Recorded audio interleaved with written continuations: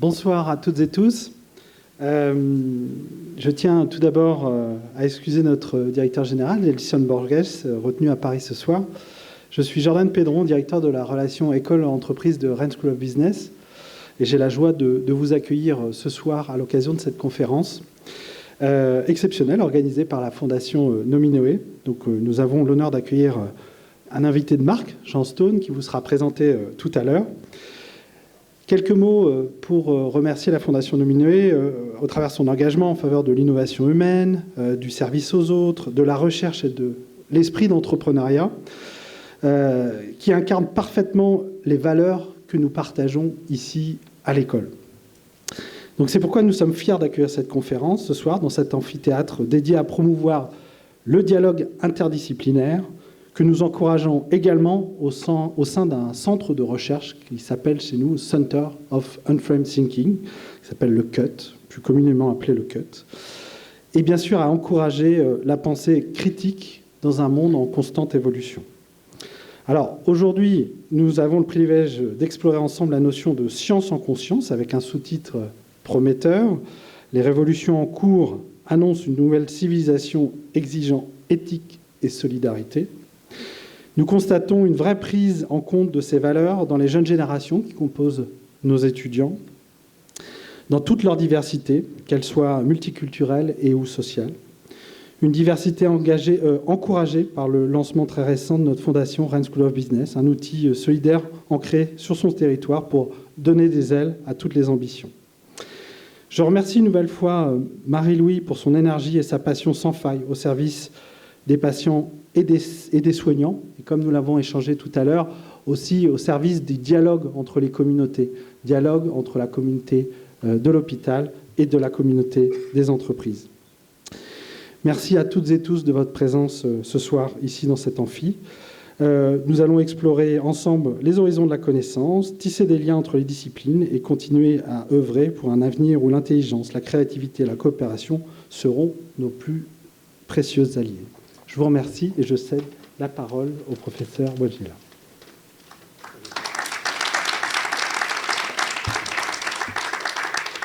Très bien, mais, chers amis de Nominoé, pour ce sixième rendez-vous philosophique, après Raphaël Enthoven, Cynthia Fleury, Charles Pépin, Pascal Pic, Jérôme Méniel, Nominoé a ce soir le grand honneur, le grand bonheur de recevoir Monsieur Jean Stone.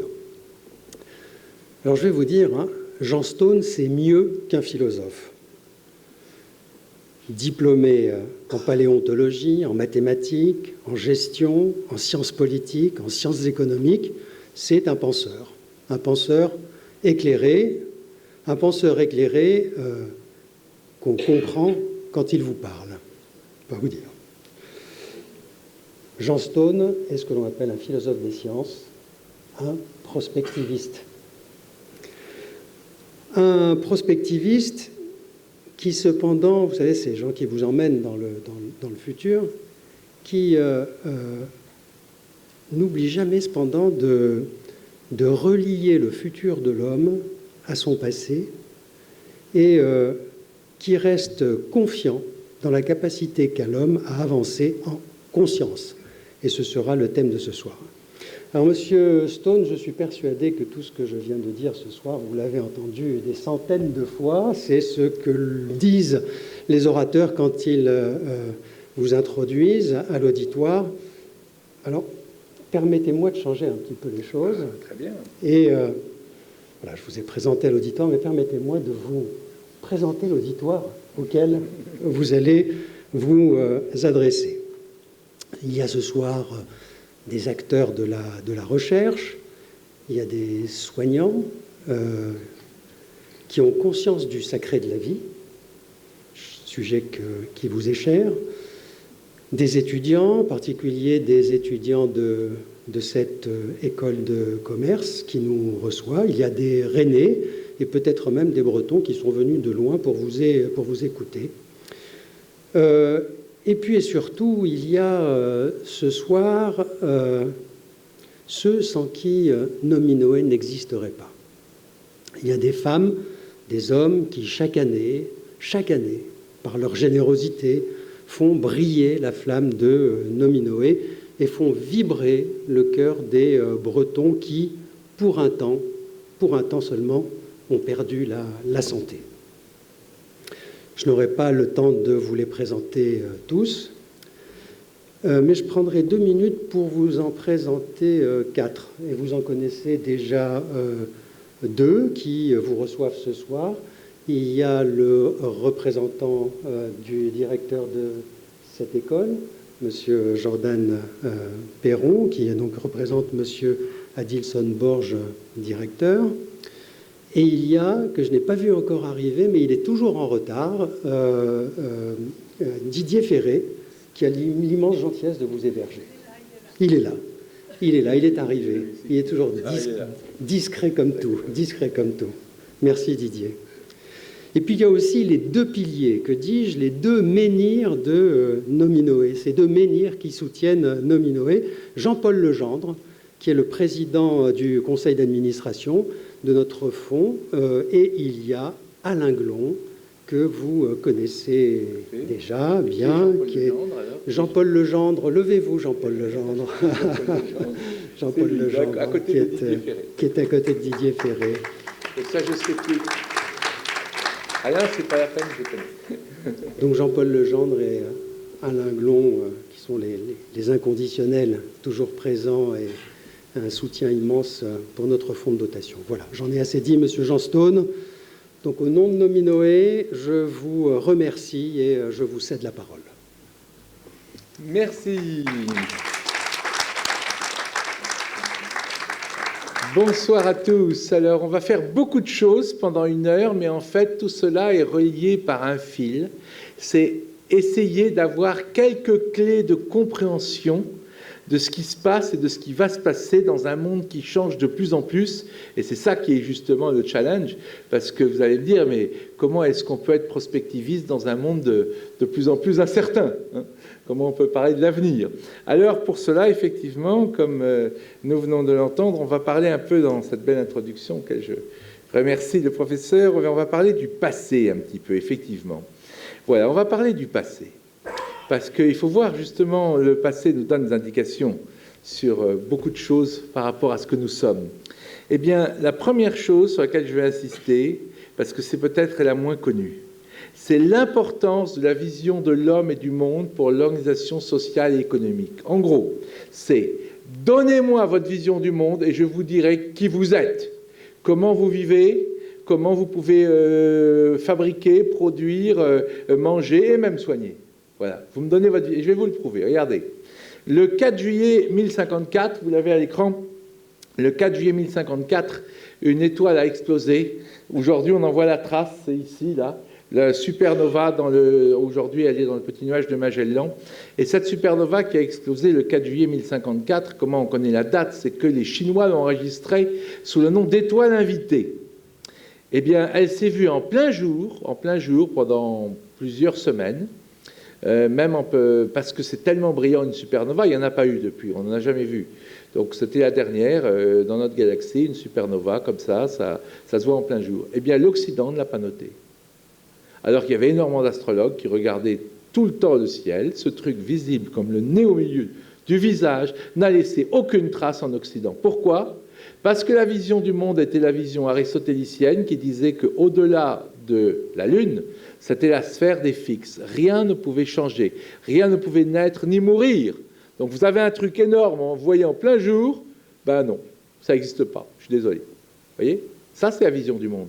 Les Grecs avaient bien vu que la coque des bateaux disparaissait à l'horizon avant le mât. Les Grecs étaient d'excellents observateurs de la nature. Et à part quelques exceptions, la vision du monde des Grecs est restée celle de la Terre plate. Quelques grands mathématiciens grecs ont calculé la rondeur de la Terre parce qu'eux savaient que la Terre était ronde, disons la courbure de la Terre, pardon, mais la plupart des Grecs avaient une vision du monde qui l'emporte sur l'évidence. C'est là où je veux en venir. Quand la flotte de Cortés arrive au Mexique, on a des témoignages des Aztèques. Les pauvres qui vont beaucoup souffrir à cause de ça, mais ils ont décrit des dieux, ils ont décrit des gens incroyables, barbus, avec des armures en métal, montés sur des monstres qu'ils n'avaient jamais vus, les chevaux, etc.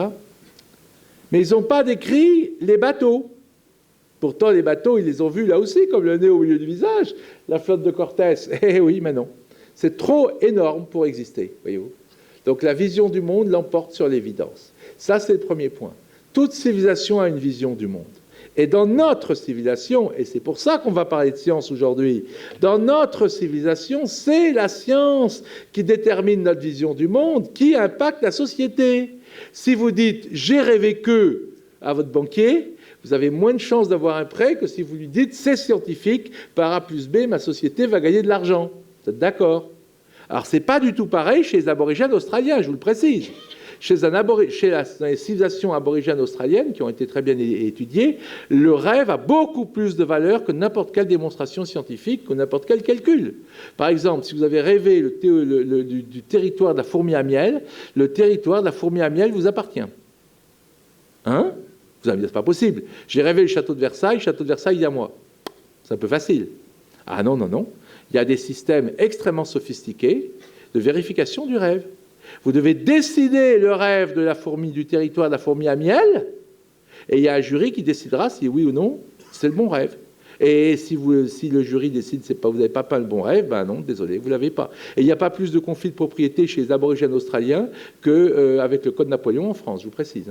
Alors évidemment, c'est une toute autre vision du monde, parce qu'en plus, ils peignent leurs rêves sur leur corps de leurs femmes. Alors imaginez les nobles anglais, là, les juges, vous savez, poudrés anglais, tout ça, là, un aborigène australien arrive, dit « mais c'est mon territoire, j'ai la preuve, regardez, j'ai rêvé, ouais. » La femme se déshabille pour montrer le rêve. Ouais, ça, ouais. Donc voilà, il y a des visions du monde complètement différentes, mais la vision du monde issue de l'Occident a imprégné le monde entier de la façon suivante. Si je vous dis que je vais lâcher ce truc, ce que je ne ferai pas pour ne pas l'abîmer, vous êtes tous certains qu'il va tomber par terre. Et quand je fais des conférences dans le monde entier, donc quand je parle au fin fond de l'Afrique, en Chine, pas aux aborigènes australiens, j'ai jamais fait de conférence aux aborigènes australiens, mais quand je parle dans tous les pays, je suis certain que si je dis ça, tout le monde est certain que ça va tomber. Pourtant, il y a quelques décennies, j'avais un ami qui faisait de la coopération en Afrique, et quand il exposait en mathématiques, il était prof de maths dans un lycée au fin fond de la jungle, et il exposait les lois de Newton, et c'est universel, la gravitation est universelle. Un élève a dit non, pas du tout. Ça marche que dans le monde des Blancs, la gravitation. Je disais pas du tout, ça marche pour les Blancs, les Noirs, ça marche à l'autre bout de la galaxie. Il dit pas du tout, parce que le sorcier chez moi, quand il prend une pierre et qu'il la lâche, la pierre, elle flotte toute seule dans les airs, elle tombe pas. Donc c'est bien la preuve que ça marche que dans le monde des Blancs, vos fameuses lois. Vous voyez. Donc ça, c'est une autre vision du monde qui a quasiment disparu, mais qui existe. Vraie ou totalement fausse, peu importe, c'est pas mon but, mais c'est pour vous montrer qu'il y a d'autres visions du monde, mais que la vision dite de la modernité, venue de la science, a impacté le monde entier. Et pourquoi c'est important? Et c'est mon troisième point. D'abord, elle nous a apporté énormément. Je ne veux surtout pas être péjoratif, je vais réinsister là-dessus. Elle nous a apporté l'électricité, la santé, la durée de vie, la longévité, on a tout. Mais tout ce que nous avons, nous vivons 100 fois mieux. Relisez Dickens, Victor Hugo, etc. Nous vivons 100 fois mieux que les gens qui vivaient ici à Rennes il y a 2 siècles. On vit 100 fois mieux. Alors nos ancêtres en ont vachement bavé, pour qu'on vive 100 fois mieux qu'il y a 2 siècles, encore une fois. Mais on vit 100 fois mieux. Alors, cette vision du monde s'est trouvée associée à un désenchantement du monde, comme le disent Max Weber ou Marcel Gauchet en France. Max Weber est le premier à avoir parlé de ça. Avec Copernic, l'homme n'est plus au centre du monde. Avec Darwin, l'homme n'est plus au centre de la nature. Et avec Freud, l'homme n'est plus au centre de lui-même. Et vous savez qui dit ça? C'est Freud lui-même qui parle. Ouais. C'est Freud lui-même qui dit « Je suis la dernière touche à la triple humiliation de l'homme. L'homme n'est plus au centre du monde, il n'est plus au centre de la nature. Et avec moi, Sigmund Freud, il n'est même plus au centre de lui-même parce que son inconscient est plus important que son conscient. » D'accord? Et cette vision du monde, elle est basée sur des concepts comme le déterminisme. C'est normal. Si vous entendez grincer la porte au grenier, c'est pas la belle-mère qui se manifeste de l'au-delà. C'est qu'il y a un chat qui a poussé la porte, ou un courant d'air, ou une chauve-souris, peu importe. Toute cause, tout phénomène a une cause. Le mécanicisme, le monde, c'est comme une grande mécanique, vous voyez.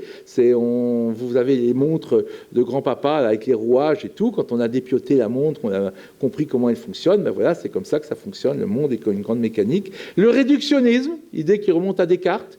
Vous coupez un problème en sous-problème, vous coupez le sous-problème en sous-sous-sous-problème, et quand vous avez résolu tous les sous-sous-sous-problèmes, vous avez résolu le sous-problème et le problème. C'est une idée très puissante. C'est une idée fondatrice de la modernité. Aucune autre civilisation n'avait cette idée. Lisez les Grecs. Tout est eau, tout est feu, en fonction de votre penseur grec favori, évidemment, ou tout est les 4 éléments. Ils ont des visions holistiques, globales, mais jamais réductionnistes. C'est ce que les anglo-saxons appellent nothing but. Mais oui, mais l'homme n'est rien d'autre que un ensemble de molécules. Parce que vous coupez les organes, vous avez des molécules, vous coupez les molécules, vous avez des atomes, vous coupez les atomes, vous avez des particules élémentaires, et voilà, quand vous avez les particules élémentaires, vous avez compris ce que c'est que les atomes, les molécules, les organes, et finalement, nous. Et notre conscience. Oui. C'est réductionnisme. Et le monde matériel est clos sur lui-même, c'est une conséquence du déterminisme et du reste, c'est-à-dire qu'il s'explique par lui-même. Alors vous pouvez croire en Dieu, vous pouvez croire en des entités, etc. Mais bon, ça compte pas, c'est pas dans le monde, hein, c'est ailleurs.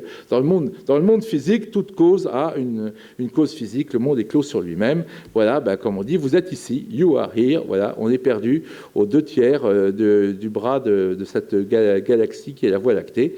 Et donc c'est ça, le désenchantement du monde. Et dès les années 50, ce grand philosophe anglais, Charles Pierre Snow, avait parlé d'un fossé entre les deux cultures qui rendait l'homme schizophrène, avec d'un côté un cerveau qui nous dit que le monde a un sens, que l'homme n'est pas simplement un assemblage de molécules, qu'il y a des traditions qui nous disent que tout ceci fait partie d'un plan, d'un projet, quelle que soit votre religion ou votre tradition différente sur la planète.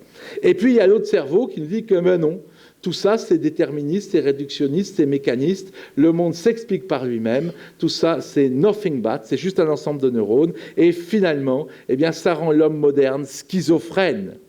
Ça rend l'homme moderne efficace, mais schizophrène. Ne cherchez pas ailleurs la crise de sens dans le monde actuel. Ne la cherchez pas ailleurs. Elle est là, elle est bien cachée, dans un domaine dont peu de gens parlent, parce que c'est la science qui formate notre vision du monde. Et cette science nous a donné une vision désenchantée du monde, à son corps défendant peut-être, mais c'est un fait.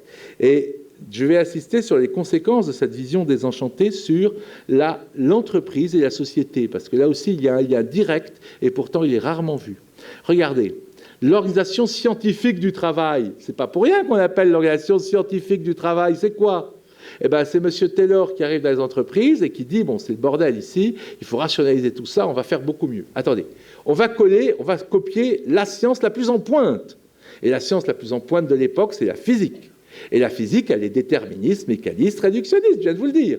Et donc l'organisation scientifique du travail, l'organisation taylorienne, qu'est-ce que dit Taylor ? Il y a des particules élémentaires et il y a des lois d'interaction, la gravitation, l'électromagnétisme, qui font tourner, d'accord ? Alors, l'entreprise, ça va être des particules élémentaires, les hommes. Et ils vont être réglés en fonction des lois de l'entreprise. La gravitation et l'électromagnétisme sont remplacés par les fameuses procédures tayloriennes. Les procédures représentent la gravitation et l'électromagnétisme. La bonne entreprise taylorienne supprime l'incertitude, salaire aux pièces, avancement programmé, et vous arrivez bien sûr à la fameuse critique qu'en a fait Charlot dans les temps modernes, assez visionnaire de l'époque. C'est-à-dire que finalement, l'homme, on s'en fout dans l'entreprise, on s'en fout. L'homme n'est qu'un rouage, pas dans un grand système. Et bien sûr, pour faire des chaînes de montage, pour faire des choses comme ça, évidemment, c'est très performant. Et encore une fois, ça a représenté une étape nécessaire, il ne faut pas cracher dessus, je n'arrêterai pas de le dire, du développement de l'humanité sans lequel on n'aurait pas tout ce qu'on a actuellement. Mais il y a un problème, on l'a payé très cher, on l'a payé par une crise de sens, vous voyez. Et ça ne s'arrête pas là. Le tangible, le hard assure le progrès de l'entreprise. Alors maintenant, on en est revenu, c'est dire le signe qu'on est en train de changer de vision du monde. On ne voit plus, vous savez, les gens en blouse blanche pour vendre de la lessive qui disaient alors je vous garantis que la nouvelle lessive Homo avec le super composant fluorobutène machin bidule enlève les taches 5% de mieux, c'est scientifiquement testé. Encore aujourd'hui, si vous dites que c'est scientifique, c'est normal, et c'est normal, on n'est plus crédible. Voilà. Donc le marketing va reposer sur une nouvelle molécule, nouvelle technique de production de masse, avantages quantitatifs, la publicité va être pavlovienne, stimulus, réponse, etc. Bref, pour aller vite, ce qui compte, c'est que la science classique a influencé le management classique et la société et l'économie. Vous avez la vision déterministe qui a culminé avec un certain marquis Simon de Laplace qui vous dit si je connaissais toutes les positions de toutes les particules dans l'univers dans le futur et les fameuses lois qui les font interagir, je pourrais déduire tout le futur de l'univers. Si je connais dans le présent la position de toutes les particules. Bien sûr, moi, à la place, je ne peux pas le faire, mais en théorie, il appelait ça le démon de la place. Si je pouvais aujourd'hui connaître l'état T de l'univers, toutes les particules et les lois qui les font interagir, je pourrais déduire tout le futur de l'univers. Vous voyez, ça c'est l'ultra-déterminisme, et Laplace est connu dans cette fameuse réplique à Napoléon, quand Napoléon lui a dit « Mais attendez, j'ai lu votre système du monde, là, que vous venez de publier, Newton parlait de Dieu, mais vous n'en parlez pas. » Et Laplace répond à Napoléon « Sire, je n'ai pas eu besoin de cette hypothèse. » Donc Laplace, c'est le chantre du déterminisme, et Taylor va appliquer purement et simplement la physique de Laplace à l'organisation de l'entreprise. Et pendant plus d'un siècle, jusqu'à il y a peut-être une vingtaine d'années, on a évidemment vécu dans ce paradigme-là. Voilà comment la science influence notre société. Elle influence de deux façons. Par le progrès technologique qui nous donne des smartphones, qui nous donne des IRM, des scanners fabuleux, mais elle nous influence de façon beaucoup plus subtile par l'intermédiaire de la vision du monde qu'elle nous donne. David Hilbert, un nom que vous ne connaissez sans doute pas, c'était le plus grand logicien du début du XXe siècle, et quand il a inauguré le XXe siècle, il a dit « il faut que la logique repose sur elle-même ». Voilà. Il était l'avocat de la complétude de la logique. Et il dira, voilà, il appelait ça, tenez-vous bien, la solution finale. Bon, ça n'a rien à voir avec l'autre, mais ça vous montre l'idée d'une clôture du monde. Le monde est clos sur lui-même. Solution finale au problème de la logique, il faut démontrer, disait-il, que la logique repose sur elle-même, que les mathématiques sont consistantes, et on pourra tout démontrer. Tout sera mathématisable dans les futurs ordinateurs qui n'existaient pas à l'époque, mais dont les génies comme lui prévoyaient l'existence. Évidemment, ça donne la planification, le développement des scénarios. Vous voyez, j'ai été atterré qu'on ait remis le commissariat général au plan parce qu'il fallait trouver un poste pour quelqu'un, je ne dirais pas qui, mais enfin bon, vous avez vu le truc, ça n'a pas de sens. Mais la planification, ça correspondait à un monde relativement gérable, un monde où on pouvait faire un certain nombre de prédictions, pas dans un monde complexe comme le nôtre. La sélection naturelle de Darwin, ça donne les raideurs, fusion-acquisition, je suis là pour bouffer l'autre, BNP Paribas bouffe, BNP bouffe Paribas, BNP a bouffé Paribas, BNP Paribas aurait voulu bouffer Société Générale, si ça avait été encore fait, ils auraient bouffé le Crédit Agricole, et ainsi de suite. Vous voyez. On est le plus gros gagne. Et puis l'analyse de l'équilibre en science, alors qu'on a ce qui est beau en économie, c'est l'équilibre. Bref, toute cette vision du monde dont je viens de vous parler a formaté notre société, notre économie, notre façon de faire. Et l'éducation, je vais être très provocant là, mais l'éducation classique est parfaitement adaptée pour fournir un grand nombre de salariés aux grandes usines du monde moderne, pour éduquer les masses uniformément. Elle est calquée sur une chaîne de montage. Mais oui, regardez, il y a des sonneries, du moins à l'époque, comme quand j'étais jeune, il y a les programmes identiques pour tous, les aides sont rassemblées par année de fabrication, comme les voitures. C'est incroyable, hein? Imaginez un instant, Platon, dans son lycée, Aristote dans son académie, ou l'inverse, Platon à l'académie et Aristote dans son lycée. Imaginez-les. On leur dit, voilà, alors on va enseigner la même chose à tout le monde. Quoi ? Enfin, moi, j'ai un élève qui a traversé toute la Grèce pour apprendre la philosophie, un autre pour apprendre la géométrie, un autre pour apprendre la rhétorique. Pourquoi vous voulez enseigner la même chose à tout le monde? Et puis, attendez, on va enseigner la même chose aux mêmes gens par classe d'âge, qui ont le même âge. Et en plus, on va leur donner des notes. Platon et Aristote, ils vous auraient mis un coup de pied au cul direct. Mais attendez, c'est pas de l'éducation, c'est une honte, ça. Ouais. Bon, mais attention, encore une fois, je ne critique pas, c'est une étape nécessaire au développement de l'éducation de masse. Mais ce n'est pas l'éducation éternelle, c'est l'éducation qui a 2 siècles. Ce qu'on appelle l'éducation classique, c'est comme le taylorisme, c'est comme tout le reste, c'est inspiré par cette fameuse vision classique du monde dont je vous parle, voyez-vous? C'est ça qu'il faut comprendre. C'est qu'une état... Aujourd'hui, je n'ai pas le temps d'en parler, mais dans mon livre « La Grande Mutation », je décris par exemple une école, des écoles de la liberté, ça s'appelle l'école dynamique à Paris, vous avez un reportage là-dessus. C'est une école où il y a une seule classe, de 4 ans à 19 ans, il y a une seule classe, 4 à 19 ans. Il n'y a pas de prof, il n'y a pas de programme. Il y a des adultes qui encadrent, mais il n'y a pas de programme, il n'y a pas de matière, il n'y a rien. C'est une communauté de vie, et si un élève a envie, je sais pas, de regarder les étoiles, tout de suite, il a un télescope. S'il a envie d'observer les oiseaux, tout de suite, ok, on la met à un endroit, il peut photographier les oiseaux, et ainsi de suite. Alors, il y a des élèves qui sortent de cette école sans savoir que l'Australie existe. Parce qu'il n'y a pas de cours de géographie, rien n'est obligatoire. Et comment ils apprennent à lire et à écrire? C'est impressionnant. Ils apprennent à lire et à écrire simplement parce que quand ils ont envie de jouer à un jeu vidéo, eh ben, s'ils ne savent pas lire et pas écrire, ben, il y a forcément des grands qui ont 19 ans, 18 ans qui leur apprennent. Et vous savez comment ils ont calqué ces écoles? Il y a 50 ans aux États-Unis, ça s'appelle Sudbury Valley School, il y a 50 ans de recul, donc on a le taux de réussite des élèves qui sortent de ces écoles. Ils ont calqué ça sur l'éducation des tribus de la forêt amazonienne. Dans la forêt amazonienne, les enfants de 4 à 19 ans sont tous ensemble toute la journée. Dès qu'ils veulent apprendre à faire de la pirogue, on leur prête une pirogue. Dès qu'ils veulent apprendre à tirer à l'arc, les grands enseignent aux petits pour pas qu'ils savent, etc., etc. Alors je ne dis pas que c'est la solution pour tous, pas du tout. Il y a des enfants qui ont ce type d'éducation et qui reviennent dans l'école classique parce qu'ils n'aiment pas la liberté. Et il y a au contraire des enfants qui sont absolument fous de joie dans ce genre d'école, etc. Mais c'est pour vous montrer qu'il n'y a pas qu'une école possible, vous voyez, comme il n'y a pas qu'une organisation du travail possible, et qu'il n'y a pas qu'une vision du monde possible. Vous voyez. Et je vais être provoquant aussi. Et la médecine, alors, je dirais juste un mot. C'est évident que si vous avez un AVC, un cancer, les thérapeutes dont je vais vous parler reconnaissent eux-mêmes, thérapeutes de médecine ayurvédique indienne ou chinoise, un cancer, un AVC, vous foncez à l'hôpital, évidemment. Mais, par exemple, j'ai eu le cas récemment, ce week-end, il y a 2 jours, un grand journaliste dont je tairai le nom, il avait un problème de grandes douleurs abdominales, il avait une constipation complète. Il a fait tous les hôpitaux, bien sûr, on lui a dit, non, mais monsieur, vous n'avez rien. Ah bon, je veux bien, c'est sympa de me dire ça, hein, mais moi je me sens très mal.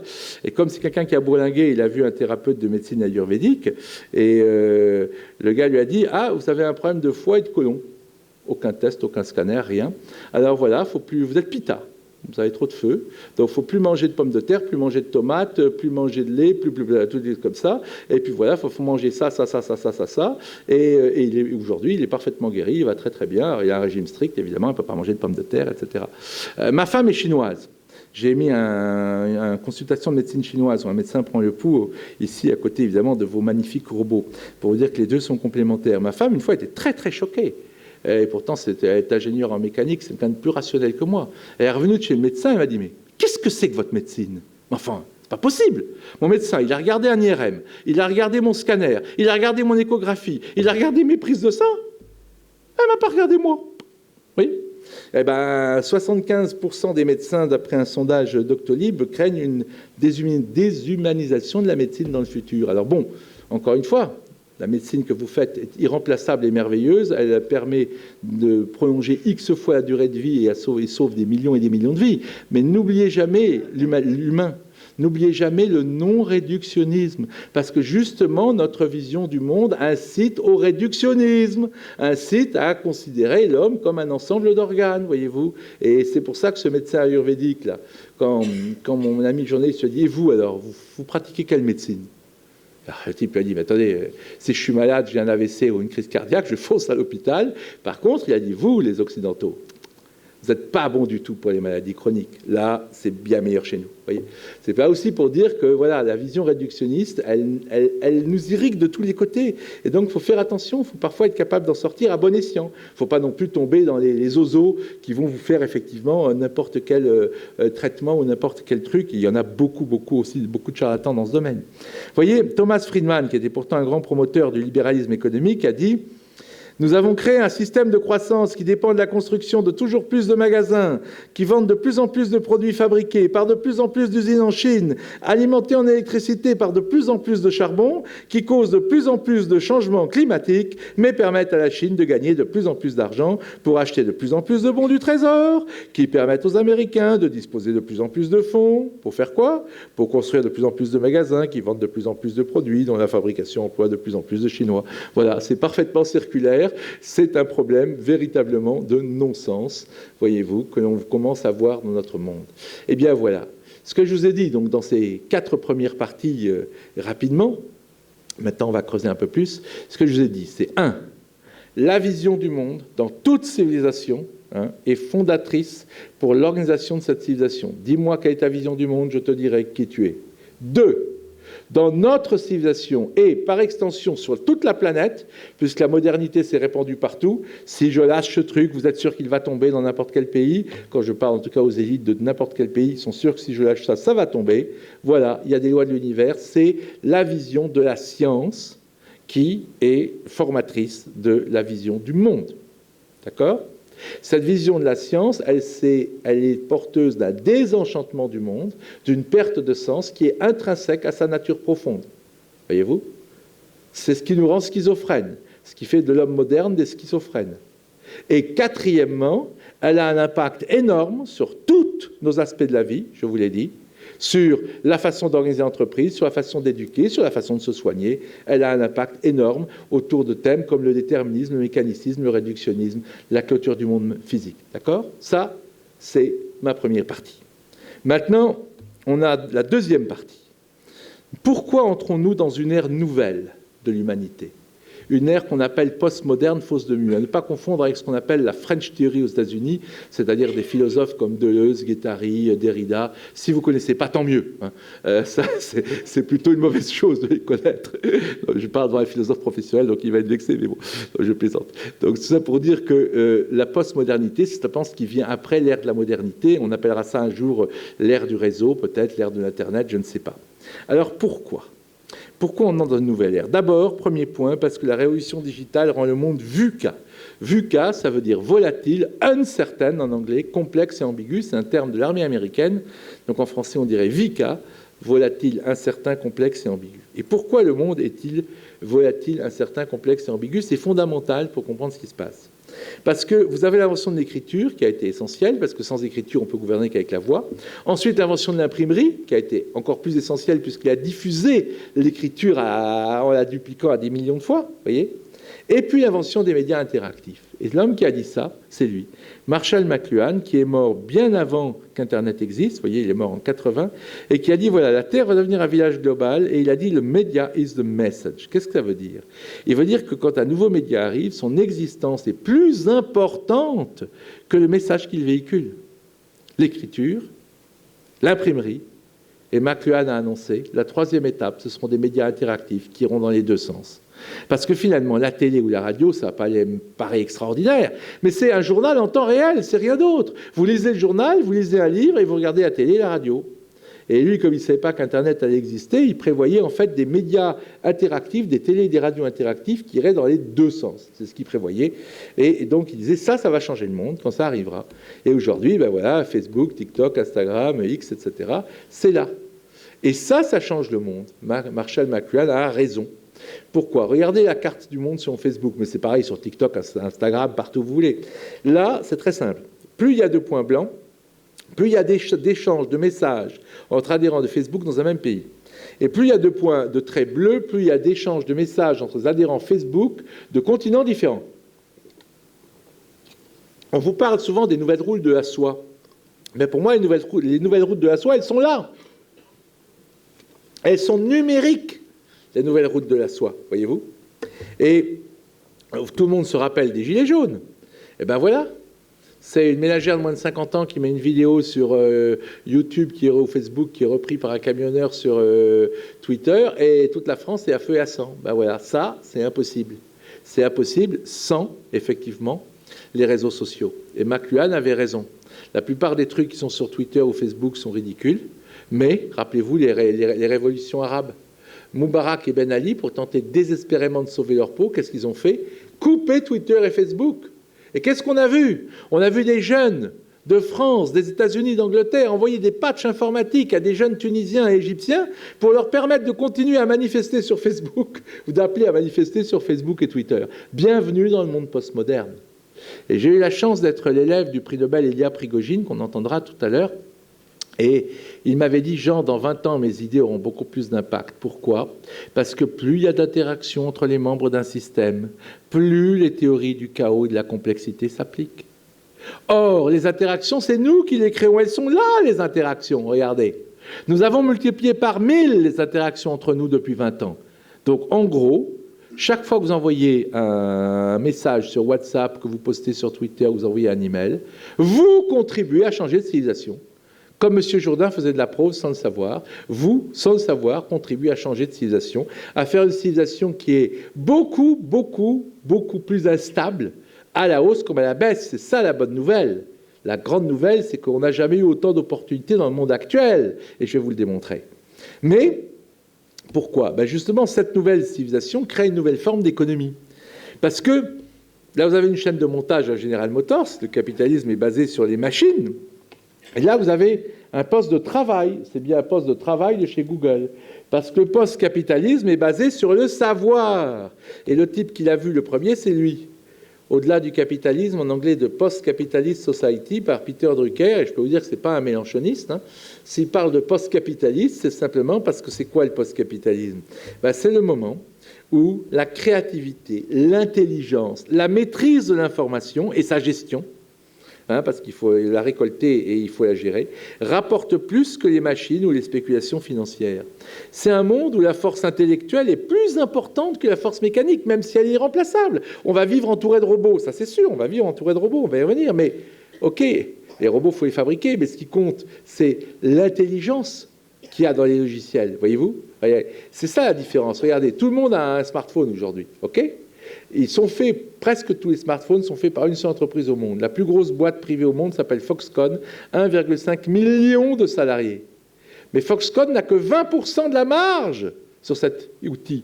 Alors que là, M. Ford, avec sa chaîne de montage, il avait 80% de la marge. Où sont passés la différence? Il y en a 40% qui sont partis chez Apple ou Samsung qui font ça, comme on dit, vous savez, user-friendly, facilité d'utilisation. Et puis, il y en a 40% chez Intel. Intel, c'est des puces extrêmement sophistiquées que les Chinois ne savent pas faire, comme vous savez. Ils essaient de rattraper, en tout cas. Et ça, c'est de l'intelligence. Bref, on a remplacé la chaîne de montage. Je suis peut-être provocant pour ceux d'entre vous qui ont des entreprises et des chaînes, mais on a remplacé l'outil de fabrication qui crée toujours de la valeur, mais qui en crée beaucoup moins, il est remplacé par la créativité, de l'intelligence et de l'information. C'est ça, le post-capitalisme, et ça permet des trucs fous. J'avais un ami d'enfance qui avait 13 ans quand j'avais 17 ans au lycée. Je lui ai appris à jouer aux échecs. Les échecs, c'est un truc passionnant, je peux vous en parler, peu importe. Et là-dessus, je l'ai perdu pendant 30 ans. Je revois un email, je retrouve par Internet. « Hey Jean-Baptiste, qu'est-ce que tu deviens ?»« Ah oui, j'ai une petite start-up là aux États-Unis, mais tu vois, je vais remettre ma recherche en France parce que je suis franco-optimiste. Je crois à la France, les Français sont bons pour le calcul. » C'est bon à savoir, par les temps qui courent. Un an après, le temps passe, et j'envoie un email. « Mais alors, t'es où là? On devait se voir. » Il me répond « Oh là là, je m'introduis au Nasdaq la semaine prochaine. J'ai la tête sous l'eau, je fais un roadshow pour toutes les banques américaines. » Je regarde le Nasdaq. 2,5 milliards de dollars, je dis bien milliards, pas millions, pour l'entreprise créée et dirigée par mon ami d'enfance Jean-Baptiste Rudel, entreprise qui ne valait absolument rien un an auparavant. Ben voilà, passer de 0 à 2,5 milliards de dollars en un an, même avec le trafic de drogue intense et en tuant des milliers de gens, je pense que c'est pas possible. Sauf que là, c'est possible. Et de façon tout à fait légale. Pourquoi? Eh bien parce qu'en fait, il gère de l'information. C'est ce qu'on appelle le retargeting publicitaire. C'est-à-dire qu'il est capable de récolter de l'info, traiter l'info, revendre l'info. Récolter l'info, traiter l'info, revendre l'info, récolter l'info, traiter l'info, revendre. Plus vous le faites vite, plus vous serez riche. C'est mathématique. Et quand son système, c'est que quand s'affiche une page de n'importe quoi, le point, l'Express sur votre smartphone ou votre ordinateur, il met aux enchères votre éventuel clic sur une éventuelle banderole auprès de tous les géants du net. Moins d'une demi-seconde, enchère généralisée par ordinateur. Résultat, Booking.com vous dit 8 centimes d'euros pour la banderole parce qu'ils ont vu que vous avez tapé le mot Maldives et que peut-être ils vont vous vendre une vacance aux Maldives. Là-dessus, ils se retournent vers l'ordinateur du point, si vous êtes sur le point, ils négocient le prix de la banderole en temps réel. 2 centimes. Et maintenant arrive le logiciel qui dit j'achète, j'achète pas. S'il achète, il gagne 8 centimes, payé par Booking, si vous cliquez. Et s'il achète et que vous ne cliquez pas, il perd 2 centimes. Et s'il n'achète pas, la boîte ne se développera jamais. Donc si le logiciel prend trop de risques, vous voyez, ça se casse la gueule. S'il ne prend pas assez de risques, ça ne se développera pas. Voilà. Et ben, c'est comme ça qu'on peut gagner de l'argent avec l'information aujourd'hui. Et c'est pour ça qu'il a écrit un livre, on m'a dit que c'était impossible. Il a créé 700 emplois en France. C'est un grand débat. Est-ce que les nouvelles technologies vont créer plus d'emplois qu'elles vont supprimer? Ce n'est pas des emplois de caissière de supermarché, mais bon. Donc c'est un grand débat. Alors heureusement, il n'y a pas que ça. Il y a aussi des entreprises éthiques. Vous voyez, par exemple, Osea Confiance, Bertrand Martin, le coup double de Ben & Jerry, faire une entreprise qui gagne de l'argent et qui a des valeurs éthiques. Le capitalisme conscient par le fondateur des supermarchés Whole Foods, Food, un des seuls endroits, si vous allez aux États-Unis, où vous pouvez trouver de la bouffe qui n'est pas empoisonnée. Je vous conseille, si vous allez aux États-Unis, achetez, j'y suis allé il n'y a pas longtemps encore, achetez uniquement votre bouffe chez Whole Food, tout le reste, c'est infâme, si vous allez chez Walmart et compagnie. Ou Liberté et compagnie, quand la liberté des salariés fait le bonheur des entreprises. Je vous ai montré l'exemple des nouvelles technologies avec Jean-Baptiste Rudel, mais ne croyez pas que c'est ça que je pousse le plus. Ce qui est le plus important, c'est justement des entreprises qui sont capables de montrer qu'elles surfent sur les valeurs, qu'elles surfent sur ce besoin de sens et qu'elles surfent aussi sur l'intelligence collective. Le dernier livre d'Isaac Getz et Brian Carney, à lui tout seul, a lancé ce qu'on appelle les entreprises libérées. Ça ne marche pas à tous les coups, mais c'est très intéressant. C'est comment, parce qu'il faut savoir mettre cela en place. Vous avez dans la région, pas très loin d'ici, en Bretagne, un grand spécialiste là-dessus qui a écrit un livre, justement, l'homme qui ne voulait, le patron qui ne voulait plus être un chef. Donc, effectivement, Antoine Gérard, vous verrez, le patron qui ne voulait plus être un chef. Et donc ça, c'est quelque chose qui fait partie de cette nouvelle vision du monde. Comme il y a une nouvelle vision aujourd'hui qui est en train de se mettre en place, elle n'est pas seulement basée sur, comme je vous le disais, les questions digitales et autres, mais aussi sur le sens. Mais il y a les opportunités. Les opportunités sont énormes. Regardez. Vous avez imaginé, vous êtes trois jeunes sortant d'une école d'ingénieur, vous avez 23 ans, vous n'avez aucune fortune personnelle et on ne prête qu'aux riches. Et vous allez voir le banquier, vous lui dites, monsieur le banquier, on veut vous emprunter 12 millions d'euros. Ah ouais? Et pourquoi faire, les gamins? Ah ben, on veut créer des montres connectées pour concurrencer Apple et Samsung sur le marché mondial.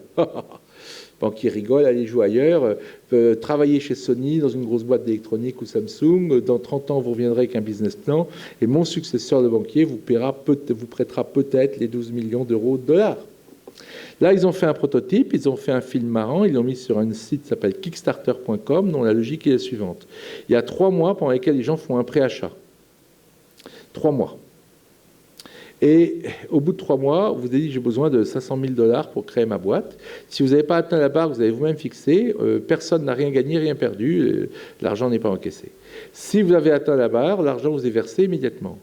Là, ils ont obtenu 12 millions de $, ils ont créé leur entreprise, ils n'ont pas besoin d'un emprunt bancaire, ils n'ont pas besoin d'un business angel comme mon ami Jean-Baptiste Rudel, qui certes est milliardaire, mais il a lui donné un tiers de sa boîte à un business angel avant d'avoir gagné 1 centime, voyez-vous. Et ils l'ont revendu 40 millions de $ il y a 2 ans, et ils étaient 3 jeunes inconnus, sans fortune, et à un moment, ils ont été 3e du marché mondial, derrière Apple et Samsung. Mais où dans l'histoire humaine vous avez vu ça? Jamais. Vous n'avez jamais vu ça. Jamais. Il y a 2 siècles, pendant 1800 ans, c'était bloqué. Vous étiez fils de métayer à Rennes, vous étiez métayer à Rennes toute votre vie. 0 espoir d'en sortir. Mais il y a 200 ans, il y a une petite ouverture, une première. Vous étiez un petit artisan au bon endroit, au bon moment, et vous devenez monsieur Renault ou monsieur Peugeot. Et oui, c'était les petits artisans qui étaient là au bon endroit, au bon moment. Et vous avez créé des empires industriels. Il y avait le premier ascenseur social parce qu'il y avait la première révolution. Voyez, l'écriture a permis de créer les premiers empires et les premières cités, et l'imprimerie, au début on a imprimé que des Bibles, mais après ça a permis de faire quoi? Imprimer la connaissance, l'encyclopédie Diderot, d'Alembert, Voltaire, et ça a donné la révolution industrielle. Et maintenant c'est la 3e époque, l'époque du digital, l'époque de l'information, qui donne une nouvelle civilisation où tout est possible. Regardez, l'éducation, hein, je vous ai dit que j'étais provoquant, je vais parler des écoles de la liberté, mais parlez de ça. Coursera, 80 millions d'utilisateurs, 50% en moins de 18 ans. Tous les cours de Harvard, Stanford, Berkeley, toutes les grandes entreprises américaines, les grandes universités, ça coûte 50 000 € d'envoyer un jeune à Harvard ou à Stanford, plus le prix de la chambre, etc., la nourriture pendant des années, la chambre d'étudiants, et 50 000 € par an. Les familles américaines se ruinent pour des générations en s'endettant pour envoyer leurs enfants là-bas. Et bien maintenant, pour 400 $ ou 200 $, alors c'est pas pareil d'être étudiant là-bas, bien sûr, mais la connaissance est partout. La connaissance est partout. Hein, sur Khan Academy, vous connaissez Khan Academy, bien sûr. Un prof de maths, il y a 12 ans, M. Khan, met 2 vidéos sur Internet parce que sa petite nièce l'embête en lui demandant hey, « Explique-moi comment on fait ça. Hey, va voir sur Internet. Tout est expliqué. » Bon.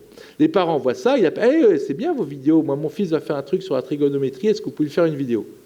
Rapidement, il était débordé, il a pris des profs de maths qui étaient très pédagogues, il a bien choisi, il a mis tout le programme de maths sur YouTube. Après, ils ont fait, avec des physiciens, tout le programme de physique, tout le programme de tout ce que vous voulez. Maintenant, tout ce qu'un enfant a besoin de savoir, de la maternelle au bac, c'est sur Khan Academy, ce sera comme Wikipédia traduit en toutes les langues et ce sera gratuit pour l'éternité. C'est leur slogan. Pourquoi voulez-vous qu'un enfant aille à l'école alors qu'il y a quelqu'un de beaucoup plus pédagogue que son prof qui a pu mettre déjà tout sur la vidéo. Les profs vont devenir, ils ne le savent pas encore, ils vont devenir quoi? Des coachs. Ils vont devenir des coachs. Ils vont coacher l'élève parce que c'est très très important. On ne peut pas laisser un élève parce que sinon il va sur Internet, il ramasse n'importe quelle connerie, etc. Vous voyez, ça existe déjà en France. Ça s'appelle l'école 42, fondée par Xavier Niel. Alors c'est pas aussi comme les écoles de la liberté aussi incroyable, mais c'est la même idée. Il n'y a pas de programme, il n'y a pas de prof, il n'y a pas de diplôme. Vous entrez, vous êtes recruté uniquement sur vos compétences devant un ordinateur pendant un mois. Et après, vous faites des produits. Tu as envie de faire quoi dans la vie? Moi, je voudrais faire des jeux vidéo. Voilà. Le coach avec ce prof dit tu vas là, tu vas là, tu vas là. Et puis tu reviens dans 15 jours, tu me dis ce que tu as vu, on va discuter. Et après, tu trouves d'autres élèves, veulent faire de jeux vidéo, vous faites un premier projet. Et faites corriger votre projet par un autre groupe d'élèves, pas par moi. Et c'est seulement après, corrigé par un autre groupe d'élèves, que c'est corrigé par l'ex-prof devenu coach. Voilà comment marche ce genre d'école, voyez-vous. Et donc ça aussi, c'est vraiment quelque chose qui est radicalement nouveau dans l'histoire humaine, parce qu'il y avait deux facteurs bloquants, deux grands facteurs, vous comprenez? C'est la connaissance. Il fallait avoir beaucoup d'argent pour aller à l'université, et l'argent, parce qu'on ne prête qu'aux riches. Avec le financement participatif, l'argent est à la portée de tout le monde, ou presque. Je pourrais vous montrer des Croates, des entreprises croates complètement inconnues qui ont récolté 250 000 € pour lancer des produits qu'ils vendent dans le monde entier maintenant, grâce à Amazon bien sûr, vous voyez. C'est complètement nouveau. Et la connaissance est partout. Et regardez, ça je vais être très provoquant. Peter Thiel, c'est un milliardaire. Il était avec Elon Musk dans PayPal, donc il a investi dans Facebook, d'autres trucs, et il est très spécial, il est libertarien, mais comme il est milliardaire, voilà, on l'écoute quand il va aux universités. Et alors, il va aux universités américaines, il fait les grands 20 universités américaines, vous savez, les 20 plus grandes, Ivy League, etc. Il réunit les élèves comme ça, là, et il dit... 100 000 $ pour le premier d'entre vous qui se lève et qui quitte pour toujours cette université. 100 000 $, allez.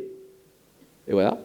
Et bien là, à l'écran, vous avez les 20 élèves d'une année qui se sont levés, les premiers, dans les 20 plus grandes universités américaines. C'est le 20 Thiel Fellowships, les 20 étudiants qui se sont levés les premiers. Ils sont encadrés par les équipes de Peter Thiel. Ils ont tous reçu un don de 100 000 $ pour créer leur entreprise. Et le raisonnement de Peter Thiel, c'est aujourd'hui la connaissance est partout. Vous êtes les cerveaux les plus brillants de la planète. C'est ridicule d'être dans une université en train d'apprendre. Donc je vous donne 100 000 $ tout de suite. Et voilà. Et je vous encadre avec mes équipes pour que vous créiez des super boîtes pour faire progresser le pays. Bon, là aussi, je ne dis pas, je suis extrême là aussi. C'est pas, je suis là un peu pour secouer, mais c'est pour vous montrer, si j'étais moi, ministre de l'Éducation, en France, dans un autre pays, je m'inquiéterais. Parce que pendant des siècles et des siècles, les gens riches ont donné des bourses pour que les meilleurs étudiants, qui n'avaient pas l'argent, de familles pauvres, etc., puissent étudier. Et voilà la première bourse anti-études. Voilà un type qui débarque avec une bourse anti-études. C'est la première bourse anti-études au monde, et certainement pas la dernière. Voyez, le raisonnement est basé sur le fait que la connaissance est partout et que donc, voilà, il faut juste encadrer les gens, c'est ce que font son équipe, pour accéder à la connaissance et se développer. Donc, c'est des changements prodigieux. Et l'autre changement prodigieux qui arrive, bien sûr, c'est l'intelligence artificielle. L'intelligence artificielle... Vous avez ici le robot Atlas de Boston Dynamics qui fait des sauts périlleux. Vous avez le robot Sophia de la société Hanson Robotique, qui est le robot le plus proche de passer le test de Turing, c'est-à-dire qu'elle est capable de répondre à des interviews, elle est capable, vous avez ses performances sur Internet, je n'ai pas le temps de vous montrer ça évidemment en une heure, mais j'ai des vidéos sur tout ça. Et vous avez une photo du film Her, Elle en anglais, où Joaquin Phoenix, là, tombe fou amoureux de l'intelligence artificielle qui est dans son téléphone portable. Vous allez me dire qu'il y a quelques problèmes, le mec, oui, il a quelques problèmes, effectivement, mais il a divorcé, etc. Mais c'est une vraie question. Nous allons être aujourd'hui avec des intelligences artificielles qui vont peser énormément dans nos vies. Voici quelques ouvrages. D'abord, L'amour et le sexe avec les robots, de David Levy, qui prédit que vers 2050, le gouvernement américain, l'État du Massachusetts, qui est le plus avancé, entre guillemets, pour ce genre de choses, l'État du Massachusetts autorisera le mariage homme-robot. Bah oui. Comme on a autorisé mariage entre personnes du même sexe, mais à l'étape suivante, c'est le mariage homme-robot.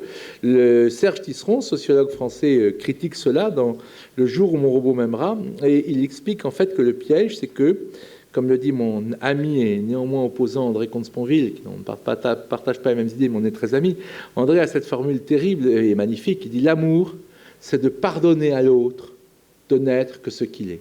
L'amour, c'est de pardonner à l'autre de n'être que ce qu'il est. » Ma femme aimerait que je sois un peu moins gros, mais je suis comme ça. Moi, ma femme, j'aimerais qu'elle soit un peu comme ça, mais elle est comme elle est. Donc voilà, l'amour, c'est deux êtres humains différents qui chacun accepte l'autre tel qu'il est. Mais le problème que l'on voit dans le film Her, c'est que le robot, l'intelligence artificielle, elle simule exactement la femme idéale parce qu'elle connaît tous les fantasmes du type, vous comprenez? Elle connaît tout exactement et donc, du coup, voilà, c'est plus une personne, c'est une personne formatée sur vos fantasmes. Et ça peut être très addictif. Il y a déjà des gens qui sont addicts à ChatGPT, alors que ChatGPT n'est encore qu'une première étape de tout ceci. Gaspard Koenig, dans ce livre « La fin de l'individu, voyage d'un philosophe au sein de l'intelligence artificielle », nous lance une alerte. Il dit voilà, même si l'intelligence artificielle n'est pas consciente, eh bien, elle décidera à notre place, ce qu'on appelle le nudge. Le nudge, c'est vous allez être allé au restaurant ce soir, mais vous savez, il y a un autre restaurant qui vous plairait peut-être plus. Vous êtes dans telle école de commerce, mais vous devriez essayer une autre école de commerce mieux adaptée à vous. Puis vous avez tel métier, mais vous savez, il y a un métier qui vient de se libérer, là, il y a un appel d'offres, vous devriez candidater, c'est mieux pour vous. Et puis vous avez tel conjoint, et vous devriez... Donc, l'intelligence artificielle, le nudge, c'est ça. Pourquoi ça va se développer? Parce que les GAFA, ils rêvent de ça. Ils rêvent d'un monde où les publicités seraient tellement ciblées que vous avez 100% de chances d'appuyer sur le bouton clic quand vous voyez une pub. Donc pour ça, il va vous connaître parfaitement. Du coup, on risque de faire confiance en l'intelligence artificielle plus qu'à nous-mêmes. La clé, bien sûr, pour s'en sortir, comme je dis à mes étudiants, c'est toujours de lire des gens qui ne pensent pas comme vous. Toujours de prendre des décisions qui sont atypiques, de ne pas vous laisser enfermer dans cette bulle Google ou autre. Vous avez écouté telle musique, vous aimeriez celle-là. Vous avez vu tel film, vous aimeriez celle-là. Vous voyez, il faut toujours sortir, lire des gens qui ne pensent pas comme vous, même si ça vous énerve. Mais on va vers un monde où, comme dans ce film d'Arte, les robots bleus que vous voyez là, ça s'appelle Real Humans sur Arte, vous avez des familles qui sont tout à fait déstructurées par l'arrivée de robots. Chérie, est-ce que ça te gêne si je couche avec le robot ce soir? Vous imaginez ce genre de débat dans le futur? Donc évidemment, c'est quelque chose qui va être très très important. Et c'est quelque chose dont nous voyons tout juste aujourd'hui le début. Mais, et c'est ma dernière partie, je terminerai par ça avant de conclure, mais c'est une partie importante, eh bien voilà. Ce qui est très intéressant, c'est que, comme je l'ai dit, ce lien souterrain entre science et société, il existe toujours. Mais la science a changé silencieusement depuis des décennies, presque depuis un siècle. Dans tous les grands domaines scientifiques, il y a une nouvelle vision du monde qui détruit la vision avec laquelle j'ai commencé. La vision mécaniste, déterministe, etc., n'est plus la vision scientifique. Mais beaucoup de gens ne le savent pas encore. Ah, les grands scientifiques, si. J'ai la chance d'avoir personnellement été l'ami d'une vingtaine de prix Nobel. C'est quelque chose qui ne s'achète pas. Et 11 d'entre eux m'ont fait la confiance d'accepter d'être dans les ouvrages collectifs que j'ai dirigés. Donc je connais un petit peu, évidemment, ces questions scientifiques. Et je peux vous dire que la physique quantique, à elle seule, détruit les 4 piliers de la science classique. Elle est indéterministe, avec ce qu'on appelle le principe d'incertitude de Heisenberg, et la réduction du paquet d'ondes. C'est-à-dire qu'en fait, vous ne pouvez pas connaître à la fois la position et la vitesse d'une particule. Si vous connaissez la position, vous ne connaissez pas la vitesse.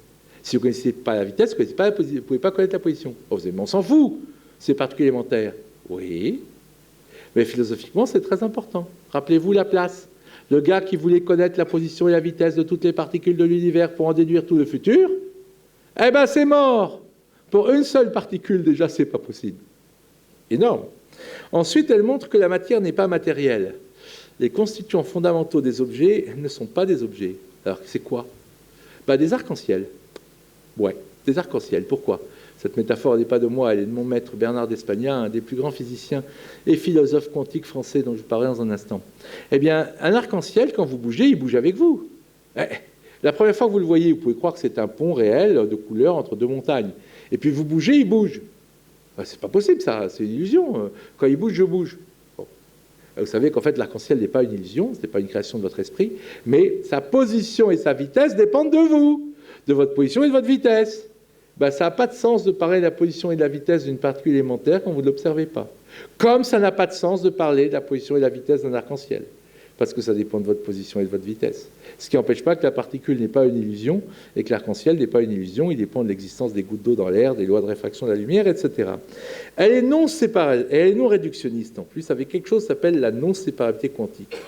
Et cette non-séparabilité quantique, c'est quelque chose de très mystérieux. Là, je n'ai que 10 minutes pour vous faire tout l'univers, en cette dernière partie. Mais je vous dirais simplement que c'est comme deux jumeaux. On dit que deux jumeaux qui sont capables d'interagir même à distance, s'il arrive une catastrophe à l'un à l'autre le sent. Eh bien, cette non-séparabilité quantique, elle a valu le prix Nobel à un élève de mon maître Bernard d'Espagna, Alain Aspect, le 4 octobre 2022, après 40 ans d'attente quand même, 40 ans d'attente, 2022. C'est une expérience qui montre quoi? Eh bien, tout simplement que le monde matériel n'est pas clos sur lui-même. Sauf que ça ne vous parle pas d'anges, démons, etc. Alain Aspect est très, très rationaliste en plus. Non, non.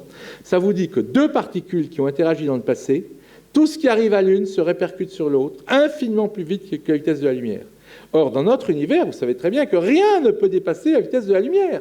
Pourtant, cette expérience, les Chinois l'ont refait maintenant à plus de 1500 km de distance. Eh ben, en un milliardième de seconde, tout ce qui arrive à l'une arrive à l'autre. Donc les deux sont liés par un lien qui va au-delà du temps, de l'espace, de l'énergie et de la matière. Et c'est d'autant plus sérieux que là, vous voyez le Bernard d'Espagna, dont je vous ai parlé, malheureusement décédé il y a quelques années, reçoit en 2009 du prince Philippe le prix Templeton. C'est le plus gros prix après le prix Nobel. Il n'a pas reçu le prix Nobel et il était mort bien avant de voir que le Nobel est arrivé, mais il a reçu le prix Templeton des mains du prince Philippe. C'est un prix d'1 million de livres sterling. Et pour la petite histoire, c'est moi qui l'ai nominé, parce que comme pour le Nobel, il y a des nominations. Donc j'avais nominé Bernard d'Espagna. Et là, vous voyez sur cette photo, parce que je suis invité à assister à la remise du prix à Buckingham Palace, vous voyez le prince Philippe sur cette photo qui me demande en 2 minutes de lui expliquer la physique quantique. Et en anglais en plus. Pas évident. Hein. Bon, alors qu'est-ce que je lui ai dit? Je lui ai dit un peu ça. Je lui ai dit, voilà, si vous voulez avoir une image de ce que la physique quantique nous dit du monde, c'est la caverne de Platon. Vous êtes dans un monde, et on en revient à Platon toujours, où vous voyez des ombres sur le fond de la caverne, qui viennent des objets qui sont à l'extérieur de la caverne, éclairés par la lumière, et vous confondez ça avec la réalité du monde. Eh bien, en fait, la physique quantique nous montre que la réalité ultime n'est pas dans le temps, n'est pas dans l'espace, n'est pas dans la matière, ni même dans l'énergie. Qu'est-ce que c'est, la réalité ultime? On ne sait pas. On peut la définir en négatif. Pas dans le temps, pas dans l'espace, pas dans la matière, pas dans l'énergie. Mais c'est déjà énorme, parce que ça vous montre scientifiquement qu'il y a un autre niveau de réalité, au minimum. Alors, qu'est-ce que disaient les grandes civilisations? Toutes, qu'elles soient monothéistes, non monothéistes, les bouddhistes, les hindouistes. Elles disent, voilà, il y a un autre niveau de réalité, et l'esprit humain, par des lois mystérieuses, est relié à cet autre niveau de réalité. Alors, ça, c'est pour le niveau de réalité, c'est la physique. Pour l'esprit humain, parlons de Ramanujan. Ramanujan, donc vous avez ici les dates de vie et de mort, et ce jeune hindou passionné de mathématiques n'a jamais fait d'études, il a juste eu un livre de mathématiques qu'il avait dévoré, et qui a écrit 3000 équations. Il a écrit 3000 équations, il les a envoyées à un scientifique anglais qui était tellement surpris qu'il a pensé que c'était une farce, puis il l'a invité à Cambridge, et Ramanujan est arrivé en 1914, le pire moment pour faire des maths, c'est la Première Guerre mondiale. En plus, il y a des restrictions alimentaires, il ne mange pas de viande, les Anglais, les roast beef ne mangent que du roast beef. Il est mort malheureusement assez rapidement de tuberculose en 1923, et c'est une grande perte comme Mozart, c'est le Mozart des mathématiques. Regardez ce qu'il a fait, par exemple, cette formule de Ramanujan, elle vous donne le nombre de pi chaque fois que vous rentrez le nombre n de 1 à l'infini. Vous rentrez le nombre n égale 1 vous donne les 8 premières décimales de pi, n égale 2 vous donnera les 8 suivantes, n égale 3 les 8 suivantes, et ainsi de suite jusqu'à l'infini. Vous savez que pi est un nombre infini de décimales et qu'il faut les calculer, il n'y a pas de répétition dedans, donc il faut les calculer à la main, à la main ou avec l'ordinateur. Il a fallu 77 ans aux scientifiques pour démontrer que cette formule était vraie. 77 années. Regardez. Il y a un 26 390 multiplié par n. En haut, il y a un 9 801. Imaginez que Ramanujan a écrit ça d'un coup, sans rature, sans démonstration, sans rien. Il arrive en Angleterre, on lui dit « Mais où sont tes démonstrations ?» Il dit « Mais pourquoi vous voulez que je démontre quelque chose qui est vrai ?» C'est pas comme ça les maths. Alors, en plus, on a trouvé que dans ces 3000 formules, il y avait quelques-unes de fausses. Donc, ça tient pas la route, ton truc. Mais avec l'aide des scientifiques anglais, ils ont pu commencer suffisamment à montrer que certaines de ces formules étaient vraies pour être le premier hindou, à une époque où on était un peu raciste, même beaucoup, à être élu à l'Académie des sciences britanniques et même nommé professeur juste avant sa mort et tout jeune, professeur au Trinity College de Cambridge. Et aujourd'hui, avec un siècle de recul, on sait que 2900 formules de Ramanujan sont vraies sur 3000. Il n'y en a que 100 de fausses. Et il les a toutes écrites d'instinct, sans aucun calcul, sans aucune hésitation. L'âme, comme ça.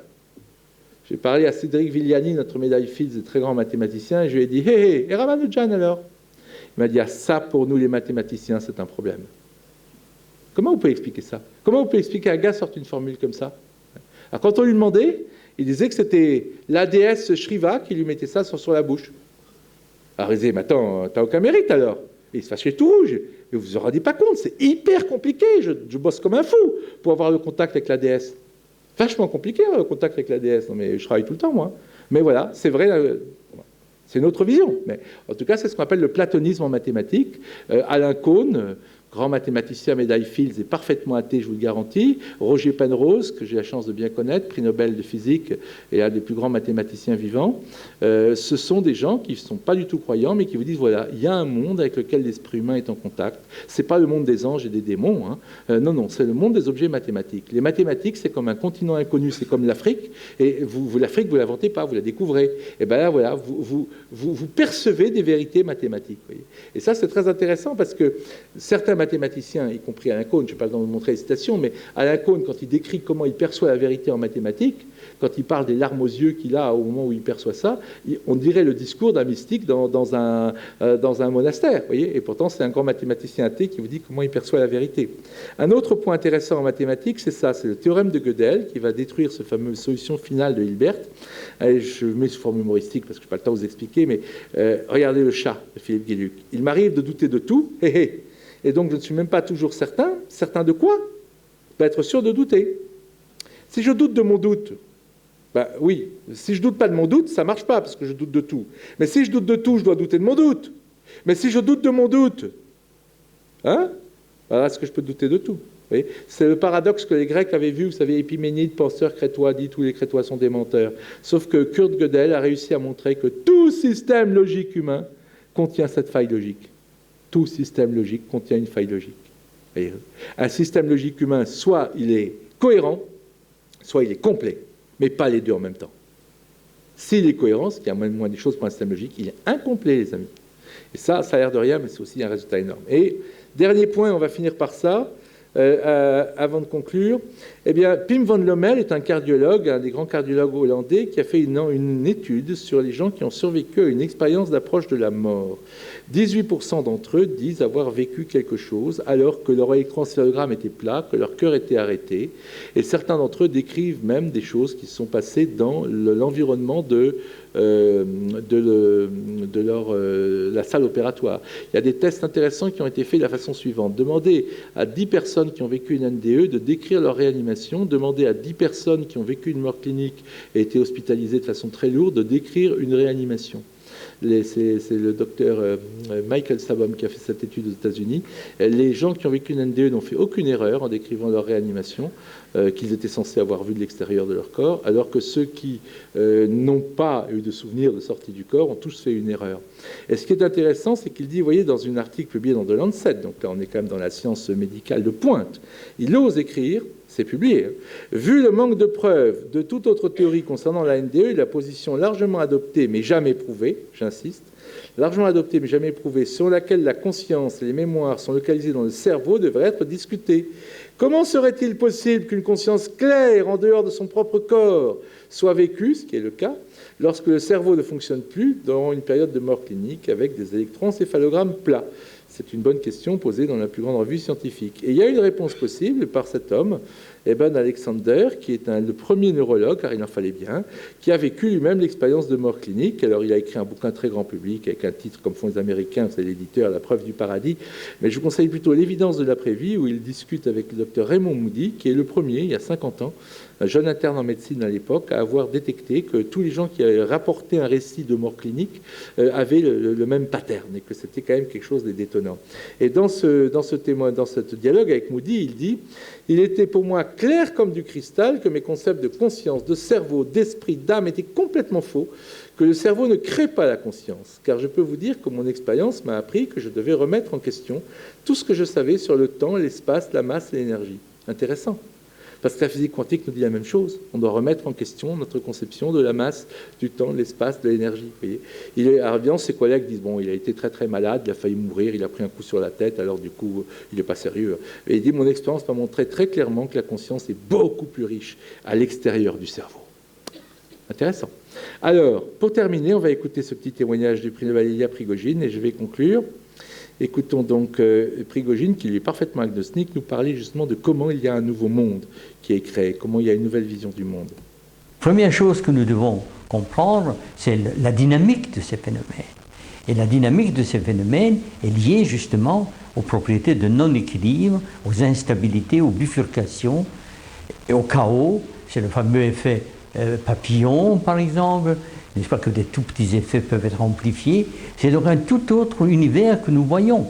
Un univers qui devient aussi, dès lors, accessible à notre action.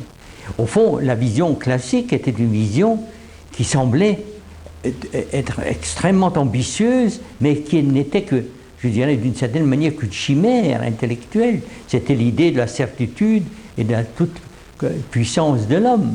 C'est pour ça que l'idée de la certitude était tellement populaire, parce que d'un côté, comme Leibniz l'avait écrit et répété, elle nous rendait semblables à un Dieu, parce que pour Dieu aussi il n'y a pas d'incertitude, tout est certain, et de l'autre côté, elle ouvrait l'idée au mythe de la toute-puissance de l'homme, d'un univers asservi, d'un univers esclave, dont nous pourrions faire ce que nous voulons. Nous voyons que ce n'est pas comme cela. L'univers est bien plus complexe, l'univers s'auto-organise, l'univers a des différentes possibilités d'évolution, et nous devons mieux comprendre et déchiffrer ce message pour pouvoir aussi, dans une mesure possible, rendre les conditions de vie plus satisfaisantes pour l'humanité nombreuse de demain.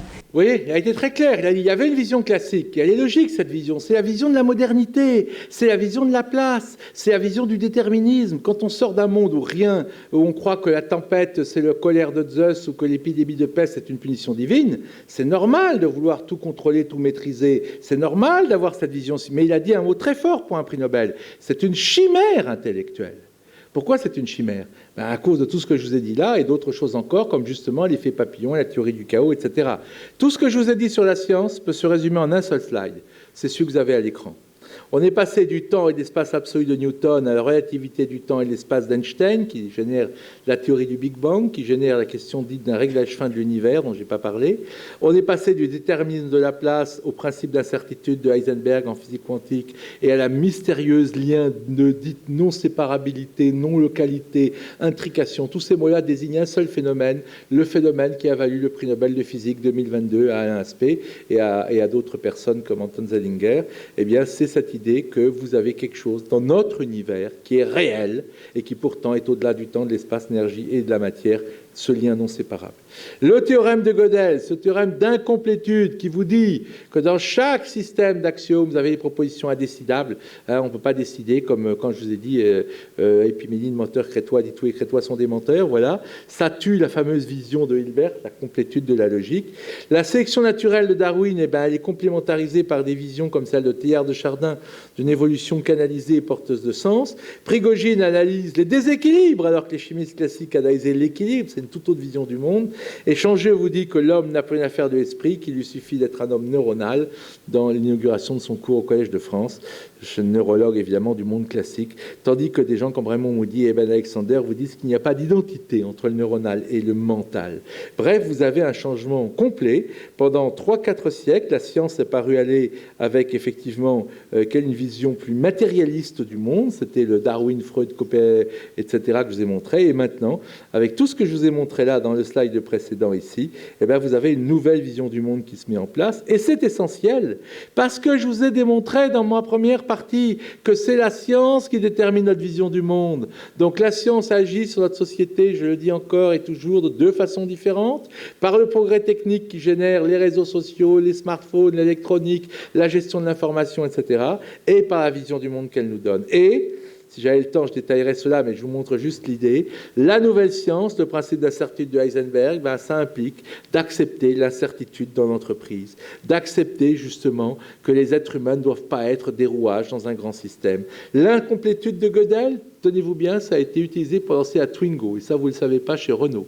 Car les ordinateurs de Renault, à l'époque, tous les constructeurs avaient des ordinateurs pour voir, effectivement, en fonction du prix de l'essence, du goût de la ménagère à moins de 50 ans, du nombre d'enfants par famille, est-ce que la voiture va se vendre. Ça coûte 1 milliard d'euros un nouveau modèle, donc la règle est, on ne lancera jamais de nouveaux modèles de voitures tant que le système informatique n'a pas dit oui. C'est une règle très très logique.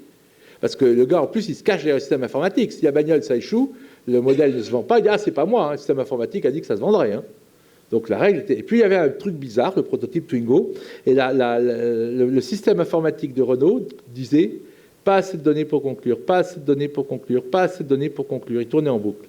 Et je connais le gars, un prof de maths, qui a expliqué à l'époque, c'était Raymond Lévy de mémoire, le président de Renault de l'époque, il lui a expliqué le théorème de Gödel. Et le gars lui a dit, mais c'est bizarre ce truc, moi, il y a un problème chez nous, venez voir. Alors il dit, mais c'est quoi votre... Vous avez un système informatique, il y a un système d'axiomes dedans. Vous voyez, un système de 2000 axiomes qui simule parfaitement, tout système d'axiomes contient une proposition indécidable, c'est le théorème de Gödel.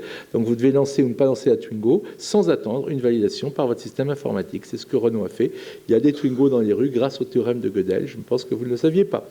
Et les jeux gagnants-gagnants dans l'évolution, il n'y a pas que le darwinisme, on a de plus en plus de jeux gagnants-gagnants entre les entreprises qui pourtant sont parfois concurrents, comme Michelin par exemple, qui a donné son brevet à des concurrents pour un pneu, parce que s'il ne donnait pas ce brevet, qui s'appelle le PAX System, comme il n'y aurait eu que Michelin qui pouvait produire des pneus pour aller sur ces nouvelles roues, et donc du coup, personne n'aurait voulu, les constructeurs, monter ces roues, parce que Michelin a des roues pour rouler avec un pneu crevé, ces roues auraient été complètement les pieds et poings liés devant Michelin, qui était seul à pouvoir vendre des pneus pour ces roues-là.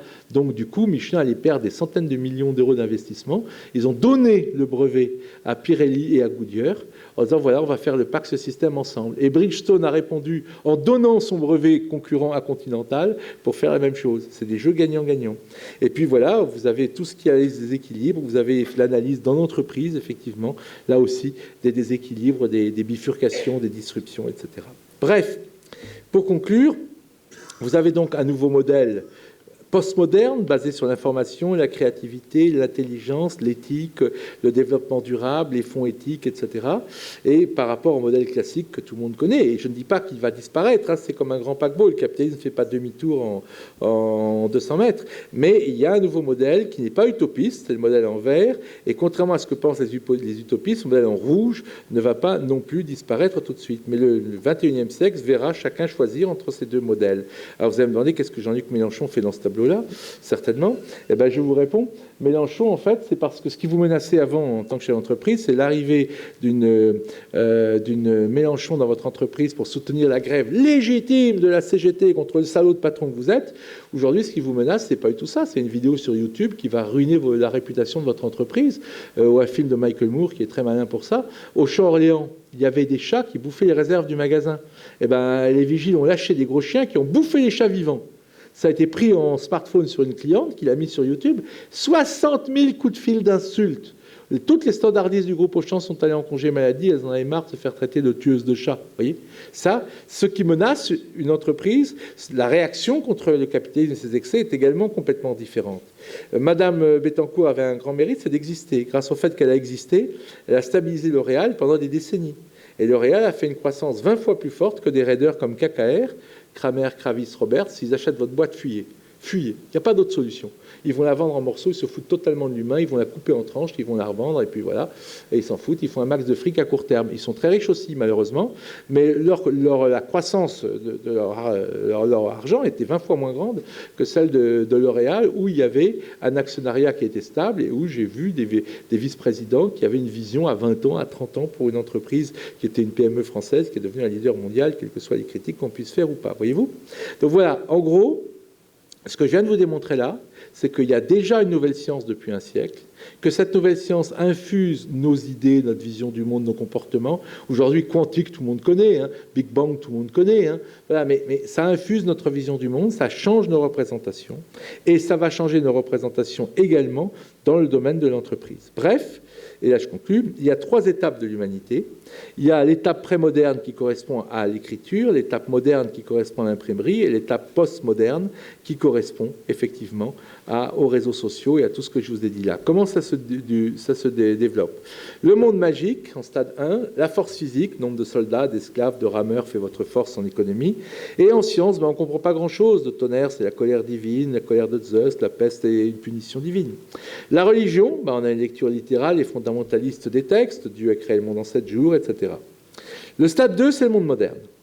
Force mécanique, nombre de chevaux vapeur, nombre de équivalent. Personne ne dit viens voir mes ouvriers comme ils sont beaux, comme ils sont costauds dans l'entreprise. On dit viens voir mes machines, comme elles sont belles, comme elles sont puissantes. Regarde le nombre de chevaux vapeur qu'elles ont.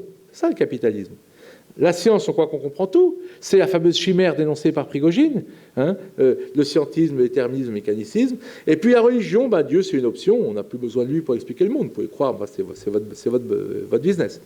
Et puis le stade 3, le monde, il est postmoderne. L'économie est basée sur l'immatériel, sur l'information, sur les idées, sur les brevets, sur l'éthique, les valeurs. Rappelez-vous l'importance d'entreprises éthiques aujourd'hui, le développement durable. La science, physique quantique, relativité générale, théorie du chaos, avec des concepts comme incomplétude, incertitude, indécidabilité, c'est Gödel, imprédictabilité. Et la religion, retour d'une transcendance, mais une transcendance associée à l'humilité. Le XXIe siècle sera spirituel, ne sera pas, disait Malraux, et c'est une des clés de compréhension que je vais vous laisser. Regardez, ici, vous avez les gens du stade 1 qui passent dans le 2, il y en a beaucoup encore, tous les Chinois, tous les Hindous, mais il y a déjà 30% des Occidentaux, des Japonais, des Européens, des Américains, 30% sont déjà en stade 3. 30%, c'est pas rien. Mais au même moment, ça c'est nouveau, il y a les gens du stade 2 qui reviennent au stade 1. Ben ouais. Les fondamentalistes islamiques, les gens des terroristes là, du 11 septembre, c'est tous des gens qui sont sortis d'une grande école d'ingénieurs avec des diplômes occidentaux. Tous. Ce n'est pas des gens sortis du fin fond d'une grotte en Afghanistan qui tirent des fusils. Non, c'était tous les gens de Daesh, c'était les fondateurs sont des ingénieurs de haut niveau, voyez-vous. C'est des gens qui vomissent la modernité pour retourner au stade 1. Et aux États-Unis, qu'est-ce qui s'est passé?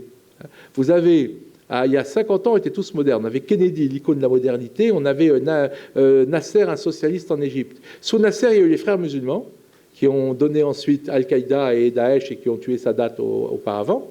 Et aux États-Unis, vous avez eu la révolution conservatrice, comme on dit. Vous avez eu George Bush, père et surtout fils, avec sa brillante intervention en Irak, qui n'en a pas fini de payer les pots cassés. Et vous avez maintenant Donald Trump. Voilà. Eh bien, aux États-Unis, comme dans le monde arabo-musulman, deux pays a priori complètement différents ou deux mondes complètement différents, il y a la même situation. Il y a les gens du stade, et vous pourrez faire la même chose pour la France. Je vous le ferai à ma place. Il y a les gens du stade 1, du stade 2 qui reviennent au stade 1, les gens du stade 1 qui vont dans le stade 2, les gens du stade 2 qui vont dans le stade 3. Et tout ça est mélangé. C'est une clé de compréhension très importante pour comprendre le brouhaha du monde actuel. Et ma dernière image sera ça, où va l'humanité? Eh bien voilà, c'est là où la science avec conscience est importante. On vous a parlé de ces images d'évolution que tout le monde connaît, mais j'ai trouvé sur Internet un petit carton là où c'est marqué, regardez, l'Homo sapiens sapiens se retourne et dit « Hé, demi-tour les gars, c'est un piège !» Ben oui, si pour des milliers et des millions d'années d'évolution, on arrive pour s'autodétruire ou se faire devenir les esclaves d'intelligence artificielle, ce serait vraiment dommage. Voilà pourquoi, dans la vision que je vous ai donnée, eh bien, vous avez les cartes sur la table. Il y a une nouvelle vision du monde. Elle est porteuse d'une réconciliation entre la science et le sens, entre la raison et la transcendance, potentiellement. Ça, c'est une super nouvelle. Mais il y a les intelligences artificielles qui sont une possibilité de déshumanisation. Il y a tous les phénomènes du numérique qui peuvent être formidables. L'accès à la connaissance est formidable. Mais il y a aussi les fake news, il y a aussi l'addiction au numérique, il y a aussi les gens qui perdent il y a des Japonais qui restent enfermés dans leur chambre sans rien faire. Ils refusent d'aller dans le monde extérieur. Oui, il y a tout ça en même temps. Et donc c'est là où nous avons une responsabilité énorme, cette science avec conscience. C'est là où nous avons nous avons les outils pour cela, mais le monde est ouvert. Le monde, il sera ce que nous en ferons. Et c'est ça que je voulais vous dire en conclusion. Il faut donner raison à Pierre Teilhard de Chardin qui disait « Quand on voit une femme accoucher, on peut penser qu'elle souffre énormément, mais en fait, elle donne la vie. » Eh bien voilà, le monde n'est pas malade, il enfante. À nous de lui donner raison. Merci.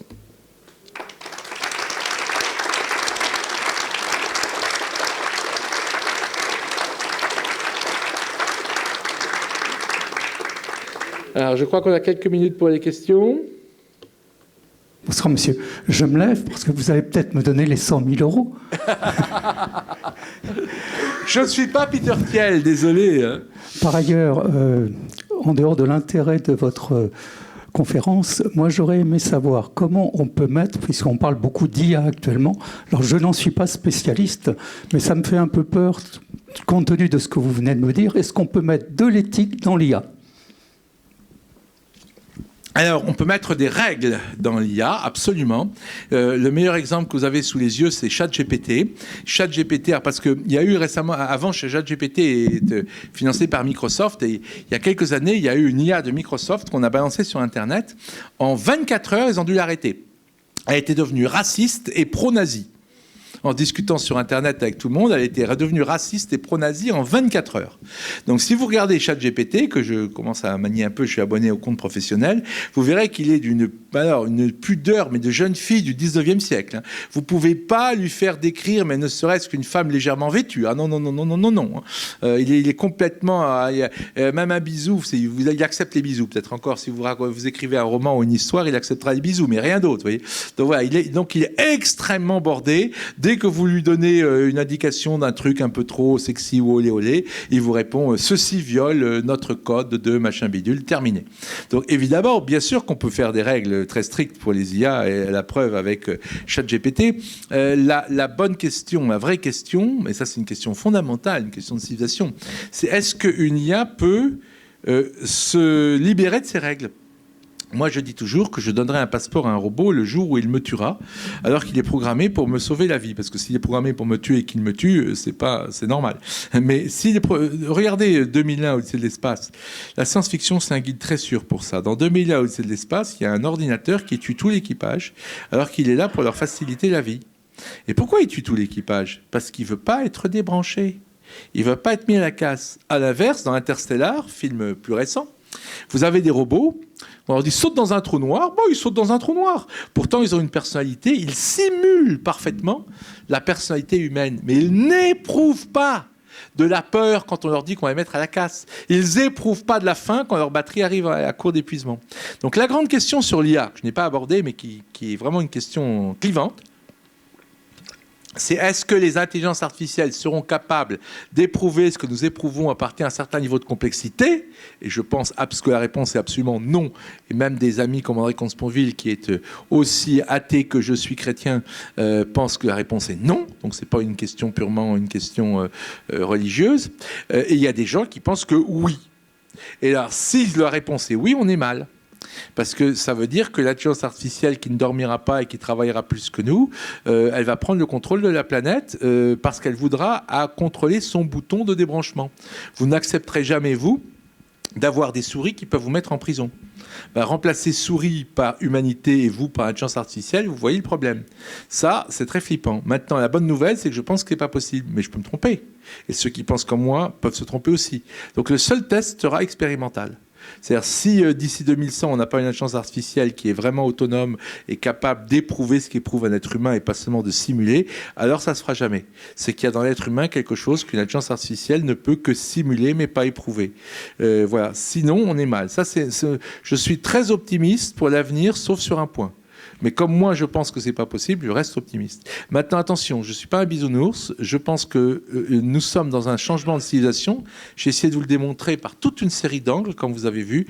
Nous sommes dans un changement de civilisation incroyable, encore plus fort que le passage du monde agraire au monde industriel, encore plus incroyable que l'invention de l'aviation, de l'électricité, de l'automobile, des machines à vapeur, de tout ce qu'ont vu nos ancêtres. On est dans un moment comme ça. Donc ça va être incroyable, mais comme toute grande mutation, ça va être très dur. Parce que l'humanité ne sait pas faire ça. Ça, c'est une transition idéale. L'humanité, elle fait ça. Vous voyez ?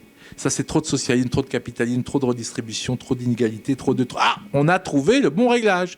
Relisez encore une fois, comme je disais, Zola, Victor Hugo et compagnie, vous verrez Charles Dickens, comment nos ancêtres en ont bavé, pour qu'on vive 1000 fois mieux. Donc on vivra 1000 fois mieux en 2100. Les gens se moqueront de nous, vous savez, malgré notre grande science. Vous savez, les gens de 2024, ils croyaient qu'ils étaient forts en médecine. Ils n'avaient même pas d'antivirus sur cette planète. Ils étaient 4 milliards à être confinés chez eux pour un petit virus de rien du tout. Vous vous rendez compte ? Et puis vous savez ce qui se passait en 2024 ? Eh ben, ils se transformaient tous en légumes. Quand ils vieillissaient, ils appelaient ça l'Alzheimer. Ils n'avaient pas le début d'une idée pour soigner ça. C'était ça les gens de 2024. Voilà ce qu'on me dira de nous. Donc on va vers un monde qui sera vachement meilleur, mais malheureusement, on va en baver pour y arriver. Voilà ce que je peux vous dire en tant que prospectiviste. Autre question ? Marie, le micro. Si vous me dites que vous avez tout compris, je ne vous croirai pas, parce qu'en 1 heure, j'ai vraiment voulu vous donner une synthèse globale. Je suis conscient d'avoir été un peu rapide. Donc vous avez certainement des questions de compréhension sur la science, sur l'entreprise à me poser. N'hésitez pas, je suis là pour ça. Bonsoir. Alors j'aime beaucoup votre optimisme. Et la question que je me pose en vous écoutant, c'est tout ça serait magnifique s'il n'y en avait pas, par exemple, une transition écologique à gérer, des ressources limitées. Et donc comment vous voyez-vous cette articulation entre ce dont vous nous avez parlé et les ressources finies de la planète? Ça, c'est une autre conférence, elle toute seule. Et le pire, c'est que je la fais Désolée. aussi. Je la fais aussi, cette conférence. Mais bon, je vais essayer de vous répondre en 2 minutes de façon très provocante. En fait, vous savez, la fameuse phrase très connue qu'on dit toujours, les gens qui croient qu'une croissance infinie est possible dans un monde fini sont soit des fous, soit des économistes. C'est très connu, ça. Alors, j'ai bien réfléchi à ça, et en fait, c'est le deuxième terme qui est faux. Le deuxième terme est faux. Une croissance infinie dans un monde fini. Le monde n'est pas fini. C'est juste un manque terrible d'imagination. Le monde n'est absolument pas fini. L'énergie est illimitée. L'énergie, dans 30 ans, coûtera le prix, pour nous occidentaux, de tirer une chasse d'eau. Bon, il y a des gens au Mali, l'eau est très chère, mais vous n'avez jamais pensé, chaque fois que vous tirez la chasse d'eau, j'ai perdu 0,2 centimes d'euros. Tiens, j'ai perdu 0,2 centimes d'euros. Tiens, j'ai encore perdu 0,2 centimes d'euros. L'énergie, ce sera pareil, évidemment. Pourquoi ? Parce qu'il y a une décroissance. C'est la loi de Moore, vous savez, en électronique, qui existe dans les panneaux solaires. C'est-à-dire qu'en fait, un jour, il y aura le soleil, c'est 100 000 fois plus d'énergie qui arrive sur Terre que vous ne pourrez jamais en utiliser, même si notre civilisation dépense 10 fois plus d'énergie. Donc l'énergie, c'est pas un problème. L'eau, c'est pas un problème. C'est absurde de parler de l'eau, un problème. Nous sommes sur une planète avec 75% d'eau. C'est fou de parler d'un problème de l'eau. Ouais, tout est comme ça. Bien sûr, il y a un problème pour désaliser l'eau de mer. Évidemment, c'est un gros problème, mais ça va se résoudre les doigts dans le nez. La surpopulation, tout le monde panique. Maintenant, les gens vraiment intelligents comme Elon Musk, ils savent que l'immense problème de la planète, c'est la sous-population. On va vers un monde totalement sous-peuplé, avec une décroissance terrible de la population. Donc tous les problèmes dont on parle dans les médias, tout, c'est du court terme. Pour les vrais, enfin, moi je ne suis, par rapport à des gens comme ceux qui sont mes aspirateurs, Rifki, Nathalie et d'autres, je suis qu'un tout petit prospectiviste. Mais nous savons bien que, par exemple, quand on vous dit, Macron a dit, et pourtant j'ai du respect pour lui, mais quand Macron dit, nous quittons l'ère de l'abondance, c'est complètement faux. On n'a jamais connu l'abondance depuis qu'on est sorti des grottes préhistoriques. L'ère de l'abondance, c'est dans 30 ou 40 ans. Lisez par exemple un livre absolument provoquant, un type complètement incroyable. S'appelle Communisme de luxe, Aaron Bastani. Personne ne connaît ce type. A-A-R-O-N Bastani. B-S-T-A-N-I, c'est le conseiller, un jeune de 30 ans, qui est le conseiller de l'équivalent anglais de Jean-Luc Mélenchon. Les Anglais ont de la chance. Ils ont un Mélenchon qui n'est pas comme le nôtre, Jérémy Corbyn, qui lui est pro-technologie. Et bien Bastani vous dit, en 2100, tout le monde vivra comme un milliardaire d'aujourd'hui. Tout le monde, absolument, sur la planète. Et quand vous lisez ce livre, mais vous êtes renversé. Et le gars, il est totalement écologique, il veut lutter contre le réchauffement climatique, mais la preuve. Je suis né à Préchac, en Gironde, petit village de 1000 habitants dans le sud de Gironde, très pauvre, parce que c'est pas là où il y a les vignes, etc. En 1920, il y a un siècle, vous disiez à un paysan, tes enfants, ils auront la lumière en appuyant sur un bouton au lieu de se casser le dos à aller chercher du bois dans la forêt pour le brûler. Tes enfants, ils auront de l'eau potable en appuyant sur un bouton au lieu d'aller chercher de l'eau saumâtre au fond d'un puits, le froid en hiver.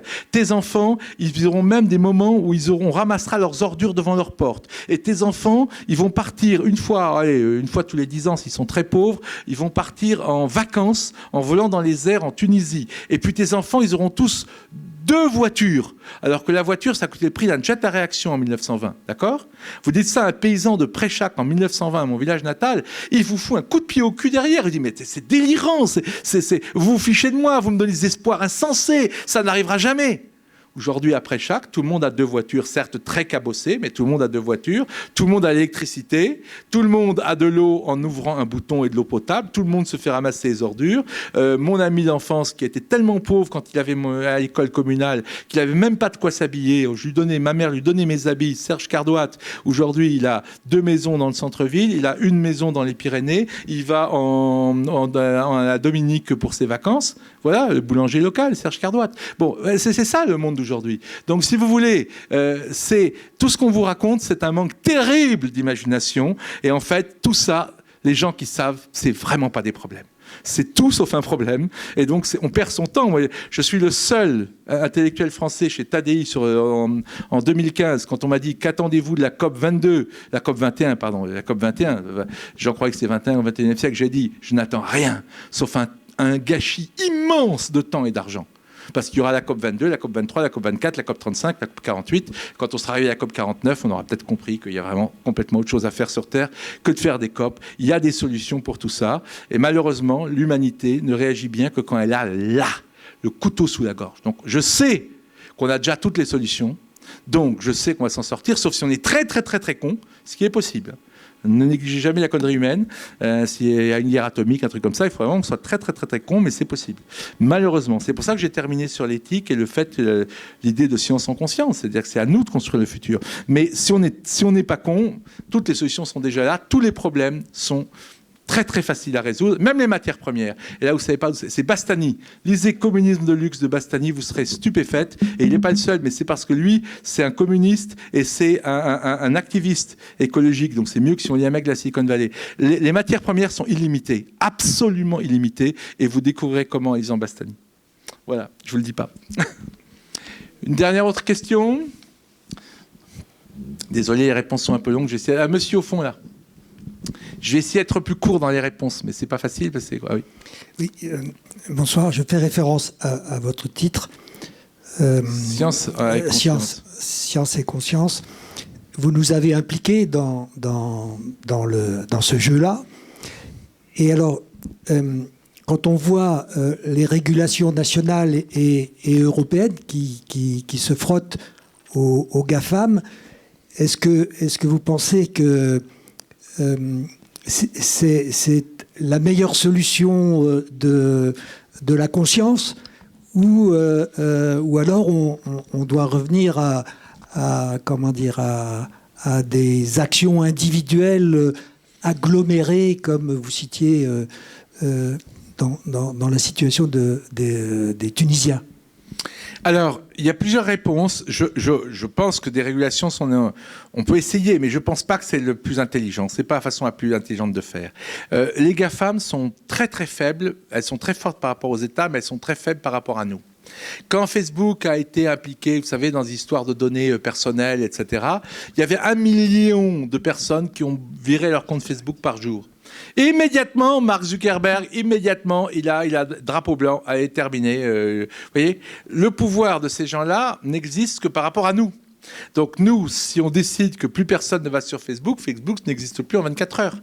Donc là, c'est le meilleur moyen, à mon avis, de les obliger à changer, c'est ce genre de choses-là. Malheureusement, ça prend du temps, il faut parfois des facteurs déclenchants, mais l'exemple, il y a eu plusieurs campagnes comme ça, l'exemple de Facebook et d'autres vous montre que ça peut marcher, et ça, c'est mieux, à mon avis, que de faire des RGPD, RGPT, trucs machin européens, etc. Vous voyez, c'est-à-dire de dire aux gens, voilà, là, il y a un scandale, et il y a une grande campagne populaire, et les gens se désabonnent et passent à d'autres. Ça, c'est le premier point. Deuxième point, je ne pense pas que Google, Amazon et d'autres existeront dans un siècle, alors que General Motors, alors que General Electric existe depuis 120 ans. Parce que le ticket d'entrée, regardez mon ami Jean-Baptiste Rudel qui taille des croupières ou qui a taillé des croupières à Google, avec rien. Le ticket d'entrée est beaucoup plus bas, vous comprenez? Donc demain, si Instagram n'avait pas été racheté par Zuckerberg, 18 milliards de dollars, ce qui est une folie, c'est Instagram qui aurait racheté Facebook. Si Google n'avait pas mis 1 milliard de dollars sur la table pour acheter une petite PME de rien du tout qui s'appelait YouTube, YouTube aurait totalement racheté Google. Parce qu'aujourd'hui, il y a plus de recherches sur YouTube que sur Google, vous voyez. Donc voilà, donc, le ticket d'entrée est plus bas. Et donc, je crains pas trop. Les GAFAM vivront moins, même si elles sont très puissantes, vivront moins que les boîtes classiques, les grandes boîtes classiques. Oui, monsieur. Alors, étant un grand utilisateur de ChatGPT, que ce soit quotidiennement pour mes études ou bien généralement, par rapport au graphique, tableau que vous aviez montré des personnes qui, selon les différentes parties de l'humanité du Moyen-Âge, passent d'une phase à une autre, oui. Est-ce que finalement, la prochaine loi de l'évolution, comme dit très bien Darwin, comme finalement l'espèce qui évolue le plus est celle qui résiste toujours, oui. Est-ce que je remets le schéma pour vous. On ne serait pas assez, et pardonnez mon français, con pour créer finalement la prochaine évolution nous-mêmes, mais subir les conséquences de ce qu'on aura créé, et finalement en 2100, pourquoi pas nous-mêmes ramasser les poubelles des IA, parce que finalement on s'en fait une idée très très bien de l'intelligence artificielle qui pourra nous aider et subvenir à tous nos besoins, mais est-ce que à la fin ce ne sera pas elle qui prendra le dessus et nous qui serons obligés de répondre à ces besoins? C'est exactement ce que j'ai voulu dire dans ce fameux dessin. Quand j'ai conclu avec ça, c'est exactement ce que j'ai voulu dire à ça. Et c'est aussi exactement ce que j'ai voulu dire en disant ça. C'est-à-dire qu'il faut donner raison à Pierre Teilhard de Chardin. Ça ne se fera pas tout seul. Je crois que le monde n'est pas malade et qu'il peut enfanter. C'est ce que je disais à madame en disant qu'on a la possibilité de faire un monde incroyablement meilleur. Et encore une fois, il n'y a pas beaucoup de gens qui l'ont compris, qui le savent aujourd'hui, mais on va rentrer dans un monde d'abondance. Ce que nous disent les spécialistes, c'est qu'on va se battre pour l'abondance. D'ailleurs, c'est pas possible, l'humanité n'est pas aussi conne que ça. Si, on va se battre pour l'abondance parce qu'il y a des gens qui ne veulent pas que les choses soient gratuites. Regardez sur Internet, il y a plein de trucs qui sont payants qui pourraient être gratuits. Mais il y a des gens qui se battent pour que ce soit payant, évidemment, parce qu'ils ne veulent pas que ce soit gratuit. Ce sera pareil quand la nourriture sera gratuite, quand la santé sera presque gratuite, quand les matières premières seront presque gratuites, etc., etc. Vous verrez. Et ça, c'est exactement ce que j'ai dit à monsieur, c'est-à-dire ce que monsieur vient de dire. Voilà, c'est à nous de faire que ce ne soit pas l'évolution, ne soit pas un piège. Et effectivement, il y a deux façons dont les IA peuvent prendre le contrôle de notre vie. C'est-à-dire si elles sont conscientes, ce que je ne crois pas, mais n'oubliez pas, Gaspard Koenig, j'ai rencontré récemment, il est très intéressant ce bouquin, il est redoutable. Il est justement dans l'optique, lui, il a interrogé 125 scientifiques et, sur l'intelligence artificielle. Aucun d'entre eux, contrairement à d'autres livres que je pourrais vous citer, ne croit que l'intelligence artificielle peut éprouver ce que nous éprouvons et donc vouloir se faire sa place au soleil. Et par contre, il annonce la fin de l'individu, ce qui est quand même très très grave.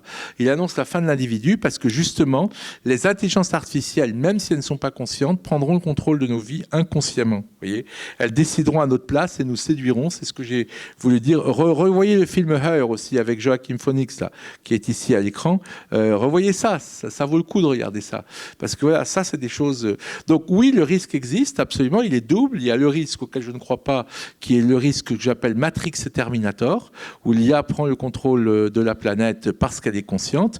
Et il y a le risque du nudge, que dénonce donc Gaspard Koenig ici, et d'autres, évidemment. Serge Tisseron aussi. Le jour où mon robot m'aimera, c'est pas du tout positif. Au contraire, contrairement à David Lévy, qui dit que les hommes et les robots doivent pouvoir se marier, et que c'est tout à fait logique. Voilà, Serge Tisseron dit, ce qui est très grave, c'est que justement, l'amour est basé sur la dualité, sur le respect de l'autre tel qu'il est, alors que l'intelligence artificielle fera tout pour nous séduire. Et donc, il y a un risque d'addiction. J'espère que ce n'est pas le cas de notre ami, mais moi, j'ai ressenti un risque d'addiction à ChatGPT aussi.